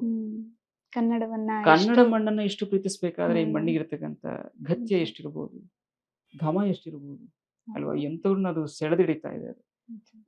ಹಾಗಾಗಿ ನಾವು ಧನ್ಯರು ಅಂತ ಹೇಳ್ಬೋದು. ಇಲ್ಲಿ ಹುಟ್ಟಿದೀವಿ, ಇಂಥವ್ರನ್ನೆಲ್ಲ ನೋಡಿದೀವಿ. SPBನೂ ಅಷ್ಟೇ, ಅವರು ಕನ್ನಡ ನಾಡಿಗೆ ಕೊಟ್ಟಂತ ಕೊಡುಗೆ ಅನನ್ಯವಾದಂಥದ್ದು. ಹಾಗಾಗಿ ಇಂಥ ಮುತ್ತು ರತ್ನಗಳನ್ನ ಪಡೆದಂತ ಕನ್ನಡ ತಾಯಿ ಧನ್ಯಳು. ಇಲ್ಲಿ ಜನ್ಮ ಪಡೆದಂತ ನಾವು ಕೂಡ ಬಹಳ ಧನ್ಯರು. Okay sir. ಸೊ ಫೈನಲಿ ನಿಮ್ಮ ಒಟ್ಟು ಈಗ ಮುಂದಿನ ಯೋಜನೆಗಳು ಅಂತ ತಿಳ್ಕೊಳ್ಳೋದಾದ್ರೆ ಏನೆಲ್ಲ ಕಾರ್ಯಕ್ರಮಗಳನ್ನ ಹಮ್ಮಿಕೊಳ್ಳಲಾಗುತ್ತೆ? ನೀವು ಏನು ಪುಸ್ತಕಗಳನ್ನ ಬರಿಬೇಕು ಅನ್ಕೊಂಡಿದ್ದೀರಿ, ಅದ್ರ ಬಗ್ಗೆ ಹೇಳ್ಬೋದಾ? ನಾನು ಯಾವಾಗ್ಲೂ ಕೂಡ ಕರೆಂಟ್ ಅಫೇರ್ಸ್ಗಳನ್ನ ಮೈಂಡಲ್ಲಿ ಇಟ್ಕೊಳ್ತೀನಿ. ನಾನು ನಿರ್ದಿಷ್ಟವಾದ ಗುರಿಗಳನ್ನು ಇಟ್ಕೊಳ್ಳೋದಿಲ್ಲ. ಮುಂದಿನ 10 ವರ್ಷಕ್ಕೆ ನಾನು ಈಗ ಆಗಾಗ್ಬೇಕು ಅನ್ನೋ ಪರಿಕಲ್ಪನೆಗಳು, ಕನಸುಗಳು ಖಂಡಿತ ಇಲ್ಲ. ಸಮಯ ಹೇಗೆಲ್ಲ ಬರುತ್ತೋ ಹಾಗೆ ನಾವು ಅದ್ರ ಜೊತೆ ವರ್ತಿಸ್ತಾ ಹೋಗ್ಬೇಕಷ್ಟೆ. ನಾಳೆ ಏನೋ ಹೊಸ ಕಾರ್ಯಕ್ರಮಕ್ಕೆ ಯಾರೋ ಕೇಳ್ತಾರೆ, ಈ ಥರದೊಂದು ಕಾರ್ಯಕ್ರಮ ಮಾಡಬೇಕು ಅಂತ ಹೇಳಿ, ಅದಕ್ಕೆ ನಿಮ್ಮ ಸಹಕಾರ ಬೇಕು, ಏನೇನೆಲ್ಲ ಬೇಕಾಗ್ಬೋದು, ಆಯೋಜನೆ ಹೀಗಿರುತ್ತೆ, ಅದ್ರ ಪರಿಕಲ್ಪನೆ ಹೀಗಿರುತ್ತೆ ಅಂತ ನನಗೆ ಕೇಳ್ತಾರೆ. ಕೇಳಿದಾಗ ನಾನು ಒಂದು ದಿನ ಸಮಯ ತಗೊಂಡು ಅದ್ರ ಬಗ್ಗೆ ಅವ್ರ ಹತ್ರ ಕುತ್ಕೊಂಡು ಡಿಸ್ಕಷನ್ ಮಾಡ್ತೀನಿ. ಅದು ಸುಗಮ ಸಂಗೀತದ ಕಾರ್ಯಕ್ರಮವೋ, ಪುಸ್ತಕ ಬಿಡುಗಡೆ ಕಾರ್ಯಕ್ರಮವೋ, ಅಥವಾ ಬೇರೆ ಯಾವುದೇ ಕಾರ್ಯಕ್ರಮ ಇರ್ಬೋದು. ಆ ಕಾರ್ಯಕ್ರಮದ ಕುರಿತಾಗಿ ನಾವು ಆಲೋಚನೆಗಳನ್ನ ಮಾಡಿ ಅದನ್ನ ರೂಪುಗೊಳಿಸ್ತೀವಿ. ಅಂದ್ರೆ ವಾರ್ಷಿಕವಾಗಿ ಒಂದು ಕಾರ್ಯಕ್ರಮ ಮತ್ತೆ ಗೀತಮಾಧುರ್ಯ ಇದನ್ನ ನಾವು ನಿರಂತರವಾಗಿ ನಡೆಸ್ಕೊಂಡು ಹೋಗ್ಬೇಕು ಅಂತ. ಇನ್ನು ಉಳಿದಂತೆ ಯಾವುದೇ ಕಾರ್ಯಕ್ರಮಕ್ಕೆ ತಿಂಗಳಿಗೆ ಇಷ್ಟೇ ಮಾಡಬೇಕು, ವರ್ಷಕ್ಕೆ ಇಷ್ಟೇ ಮಾಡಬೇಕು, ಆ ರೀತಿ ಯಾವುದೇ ಇಲ್ಲ. ಒಂದು ತಿಂಗಳಲ್ಲಿ ಈಗ 3-4 ಕಾರ್ಯಕ್ರಮಗಳು ಆಗ್ತಾ ಇದಾವೆ. ಆಗಸ್ಟ್ ನಲ್ಲಿ ಈಗ 2-3 ಕಾರ್ಯಕ್ರಮಗಳಿದಾವೆ, ಸೆಪ್ಟೆಂಬರ್ ನಲ್ಲಿ 2-3 ಕಾರ್ಯಕ್ರಮಗಳಿದಾವೆ. ಅದಕ್ಕೆ ಬುಕ್ ಬ್ರಹ್ಮದಿಂದಲೇ ನಾನು ಸಪೋರ್ಟ್ ತಗೊಳ್ತಾ ಇರ್ತೀನಿ ಸದಾಕಾಲ ಲೈವ್ಗೋಸ್ಕರ. ಸೊ ಹಾಗಾಗಿ ನಾನು ಯಾವುದೇ ಯೋಜನೆಗಳನ್ನ ಹಾಕೊಳ್ಳಲ್ಲ. ಇನ್ನು ಪುಸ್ತಕಗಳ ವಿಷಯಕ್ಕೆ ಬಂದಾಗ, ಪುಸ್ತಕಗಳನ್ನು ಅಷ್ಟೇ ಇದನ್ನೇ ಬರೀಬೇಕು ಅದನ್ನೇ ಬರೀಬೇಕು ಅಂತ ಹೇಳಲ್ಲ. ನಾನು ನನ್ನ ಸ್ನೇಹಿತರು ಕೆಲವರು ಇದ್ದಾರೆ, ಅವ್ರು ಹೇಳ್ತಾರೆ ನನಗೆ, ಅವರು ಮೊದಲೇ ಶೀರ್ಷಿಕೆಗಳನ್ನ ಬರೆದಿಟ್ಕೊಂಡಿರ್ತಾರೆ. ಆ ಶೀರ್ಷಿಕೆಯ ಮೇಲೆ ಅವರು ಕಥೆಗಳನ್ನ ಅಥವಾ ಕಾದಂಬರಿಗಳನ್ನ ಬರಿತಾ ಹೋಗ್ತಾರೆ. ನನಗೆ ಪರಮಾಶ್ಚರ್ಯ, ಅದನ್ನ ಹೆಂಗ್ ಕೇಳಿದೆ ನಾನು, ಒಂದು ಶೀರ್ಷಿಕೆಯನ್ನು ಇಟ್ಕೊಂಡು ಹೆಂಗೆ ಕಾದಂಬರಿ ಬರೋಕ್ ಸಾಧ್ಯ? ನನಗೆ ಅದು ಸಾಧ್ಯವೇ ಇಲ್ಲ. ಸನ್ನಿವೇಶ ಯಾವುದೊಂದು ಉಟ್ಕೊಳ್ಬೇಕು. ನಾನೀಗ ಹೌರಾ ರೈಲ್ವೆ ನಿಲ್ದಾಣದ ಬಗ್ಗೆ ಒಂದು ಕಥೆಯನ್ನು ಪ್ರಾರಂಭ ಮಾಡಿದ್ದೀನಿ. ಮಾಡಿ 6 ತಿಂಗಳಾಯ್ತು. ಅದಿನ್ನು ನಿಧಾನಗತಿಯಲ್ಲಿ ಸಾಗ್ತಾ ಇದೆ. ಅದು ಯಾವಾಗ ಅದು ಪ್ರಗತಿಯನ್ನ ಕಾಣಿಸ್ಕೊಳ್ಳುತ್ತೋ, ನನ್ಗೆ ಯಾವಾಗ ಅದರ ಹೊಳಹುಗಳು ಕಾಣಿಸ್ಕೊಳ್ಳುತ್ತೋ, ಆಗ ನಾನು ಅದನ್ನ ಬರಿತಾ ಹೋಗ್ತೀನಿ. ನೀವು ಬರೆದು ಆನಂತರ ಶೀರ್ಷಿಕೆ ಕೊಡ್ತೀರಾ? ಆ ನಂತರ ಅದಕ್ಕೆ ನಾನು ಸೂಕ್ತವಾದಂಥದ್ದು ಏನಿದೆ ಅಂತ ಹುಡುಕ್ತೀನಿ. ಈ ಕಥೆ ಅಥವಾ ಕಾದಂಬರಿಗೆ ಸೂಕ್ತವಾದಂಥದ್ದು ಏನು? ನಾನು ಅಂತಿಮ ತೀರ್ಪಿಗೆ ಸುಮಾರು ಶೀರ್ಷಿಕೆಗಳನ್ನು ಬದಲಾಯಿಸಿದ್ದೀನಿ. ಅಂತಿಮ ತೀರ್ಪು ಕೊಡ್ಲಿಕ್ಕೆ ಕಾರಣ ಏನಂತ, ನೀವು ಆ ಅಂತಿಮ ತೀರ್ಪು ಕೊನೆಯ ಪುಟವನ್ನು ಓದಿದಾಗ ನಿಮಗೆ ಅಂತಿಮ ತೀರ್ಪು ಅಲ್ಲಿ ಕಾಣಿಸ್ಕೊಡುತ್ತೆ. Final verdict. ಆ ಜಡ್ಜು ಆ ಕೊಲೆಗಾರನಿಗೆ ಏನನ್ನ ವರ್ಡಿಕ್ಟ್ ಮಾಡ್ತಾ ಇದ್ದಾರೆ ಅಂತ, ತೀರ್ಪನ್ನ ಕೊಡ್ತಾ ಇದ್ದಾರೆ ಅಂತ ಹೇಳಿ. ಹಾಗೆ ಪ್ರತಿಯೊಂದು ಕೂಡ ಮರಳಿಗೂಡಿಗೆ ನಾನು ಇಡುವಾಗ್ಲೂ ಸಹ ನಾನು ಮೊದಲು ಎಲ್ಲ ಕಥೆಗಳನ್ನ ಸಂಗ್ರಹ ಮಾಡಿ, ಅಬ್ರಹಾಂ ಲಿಂಕನ್ ಆಗಿರ್ಬೋದು, ಗೋಲ್ಡಾ ಮೇಯರ್ ಆಗಿರ್ಬೋದು, ಸ್ಫೂರ್ತಿಯನ್ನ ತುಂಬತಕ್ಕಂಥವ್ರು ಯಾರೇ ಇರ್ಬೋದು, ಇಂಥವ್ರ ಕಥೆಗಳನ್ನ ಸಂಗ್ರಹಿಸಿ ನಂತರ ಅದರಲ್ಲಿ ಮರಳಿಗೂಡಿಗೆ ಅಂತ ಹಾಕಿಟ್ಟೆ. ನೀವೇನನ್ನೇ ಸಾಧನೆ ಮಾಡಿ ನಂತರ ನೀವು ನಿಮ್ ಜಾಗಕ್ಕೆ ಬರಬೇಕು. ನೀವು ಸಾಧನೆ ಮಾಡಿದ ಮೆಟ್ಟಲನ್ನ ಏರ್ಕೊಳ್ತಾ ಹಾಗೆ ಹೋಗ್ಬಿಟ್ರೆ ನೀವು ಯಾರ ಕೈಗೂ ಸಿಕ್ಕೋದಿಲ್ಲ. ನೀವು ಗಗನದಲ್ಲಿ ಒಂದು ಚುಕ್ಕಿಯಾಗಿ ಉಳ್ಕೊಂಡ್ಬಿಡ್ತೀರಿ. ಆಗೋದು ಬೇಡ, ಮತ್ತೆ ನಾವ್ ಇಲ್ಲಿಗೆ ಬರಬೇಕು. ಸೊ ಹಾಗಾಗಿ ಮರಳಿಗೂಡಿಗೆ ಅಂತ ನಾವು ಅದಕ್ಕೋಸ್ಕರ ಇಟ್ಟೆ ಅಷ್ಟೇ. ಅದು ಎಲ್ರಿಗೂ ಸ್ಫೂರ್ತಿಯನ್ನು ಕೊಡಬೇಕು. ಸಾಧನೆ ಮಾಡಿ ಮತ್ತೆ ಮರಳಿ ಇಲ್ಲಿಗೆ ಬನ್ನಿ ಅಂತ ಹೇಳಿ. ತುಂಬಾ ಚೆನ್ನಾಗಿ ಎಕ್ಸ್ಪ್ಲೇನ್ ಮಾಡಿದ್ರಿ ಸರ್. ಒಂದು ಬೇರೆ ದೃಷ್ಟಿಕೋನನೇ ಅಂತ ಅನ್ಸುತ್ತೆ ನಿಮ್ಮ ಮಾತುಗಳಲ್ಲಿ. ನಿಮ್ಗೆ ಆತ್ಮೀಯ ಅನ್ಸೋದು, ನಿಮ್ಗೆ ಒಂದು ಇಷ್ಟವಾದ ಕವಿತೆಯನ್ನ ಓದೋ ಮುಖಾಂತರ ಒಂದು ಸಣ್ಣ ಕವಿತೆ ವಾಚನ ನಿಮ್ಮಿಂದ. ಮತ್ತೆ ನನಗೆ ಈ ಕವಿತೆಯನ್ನ ಬರಲಿಕ್ಕೆ ಪ್ರಭಾವ ಬೀರಿದವರು ಕುವೆಂಪು ಅವರೇ. ವಿಶ್ವ ಮಾನವರಾಗಿರೋ ಅನ್ನುವ ಸಂದೇಶವನ್ನ ಕೊಟ್ಟಂತ ಕುವೆಂಪು ಅವರ ಪ್ರೇರಣೆಯಿಂದನೇ ಬರೆದಂತಹ ಗೀತೆ ಇದು. 100 ಜಾತಿ 100 ಧರ್ಮ ಮೀರಿ ಬದುಕುವ ಬನ್ನಿರೋ, 100 ಜಾತಿ 100 ಧರ್ಮ ಮೀರಿ ಬದುಕುವ ಬನ್ನಿರೋ, ಲೋಕದೆಲ್ಲೆಡೆ ಒಂದೇ ಧರ್ಮ ವಿಶ್ವ ಮಾನವರಾಗಿರೋ, ಲೋಕದೆಲ್ಲೆಡೆ ಒಂದೇ ಧರ್ಮ ವಿಶ್ವ ಮಾನವರಾಗಿರೋ, 100 ಭಾಷೆ 100 ವೇಷ ಗಡಿಗಳಾಚೆಗೆ ನೂಕಿರೋ, 100 ಭಾಷೆ 100 ವೇಷ ಗಡಿಗಳಾಚೆಗೆ ನೂಕಿರೋ, ಅರಿತು ಪ್ರೀತಿ ಮರೆತು ದ್ವೇಷ ಮನದಿ ಪ್ರೇಮ ಮೂಡಲು, ಅರಿತು ಪ್ರೀತಿ ಮರೆತು ದ್ವೇಷ ಮನದಿ ಪ್ರೇಮ ಮೂಡಲು, 100 ಬಣ್ಣ 100 ರೀತಿ ನೆತ್ತರೊಂದೇ ಎನ್ನಿರೋ, 100 ಬಣ್ಣ 100 ರೀತಿ ನೆತ್ತರೊಂದೇ ಎನ್ನಿರೋ, ಶಾಂತಿ ಮಮತೆಯ ಗೀತೆಯನ್ನು ಹೃದಯ ತುಂಬಿ ಹಾಡಿರೋ, ಶಾಂತಿ ಮಮತೆಯ ಗೀತೆಯನ್ನ ಹೃದಯ ತುಂಬಿ ಹಾಡಿರೋ, ತನುವ ತೊರೆದ ಜೀವವು ಹಾರಿ ದೂರ ಹೋಯಿತೋ, ತನುವ ತೊರೆದ ಜೀವವು ಹಾರಿ ದೂರ ಹೋಯಿತೋ, ಗಳಿಸಿ ಉಳಿಸಿದ ಕೀರ್ತಿಯು ಹಿಂದೆ ಎಲ್ಲೋ ಉಳಿಯಿತು, ಗಳಿಸಿ ಉಳಿಸಿದ ಕೀರ್ತಿಯು ಹಿಂದೆ ಎಲ್ಲೋ ಉಳಿಯಿತು. ಸೊ ಅವರ ಒಂದು ಕವಿತೆ ಸಾಲು 100 ಮತಗಳನ್ನೆಲ್ಲ ನುಕಾಚೆ ದೂರ, ಅದರಿಂದ ಪ್ರಭಾವ ಬೀರಿದೆ. ಹೌದು. ಧನ್ಯವಾದ ಸರ್. Thank you. ಧನ್ಯವಾದಗಳು. ಸ್ನೇಹಿತರೆ, ನೋಡಿದ್ರಲ್ಲ, ಲೇಖಕನಿಗೆ ಒಂದು ಕೊನೆ ಸಾವಂತ ಇರಬಹುದು, ಆತನ ಬರವಣಿಗೆಗಲ್ಲ. ಹಾಗೆ ಕಲಾವಿದನಿಗೆ ಸಾವಿರಬಹುದು, ಕಲೆಗಲ್ಲ. ಇಷ್ಟೊತ್ತು ನಮ್ಮೊಟ್ಟಿಗೆ ತಮ್ಮ ಸಮಯವನ್ನ ನೀಡಿ ಮಾತುಗಳನ್ನ ಹಂಚಿಕೊಂಡಂತ ಷಡಕ್ಷರಿ ಸರ್ಗೆ ಧನ್ಯವಾದ ಹೇಳ್ತಾ, ಮುಂದಿನ ಸಂಚಿಕೆಯಲ್ಲಿ ಮತ್ತೊಬ್ಬ ಲೇಖಕರೊಂದಿಗೆ ನಾನು ಸಿಗ್ತೇನೆ. ಧನ್ಯವಾದ.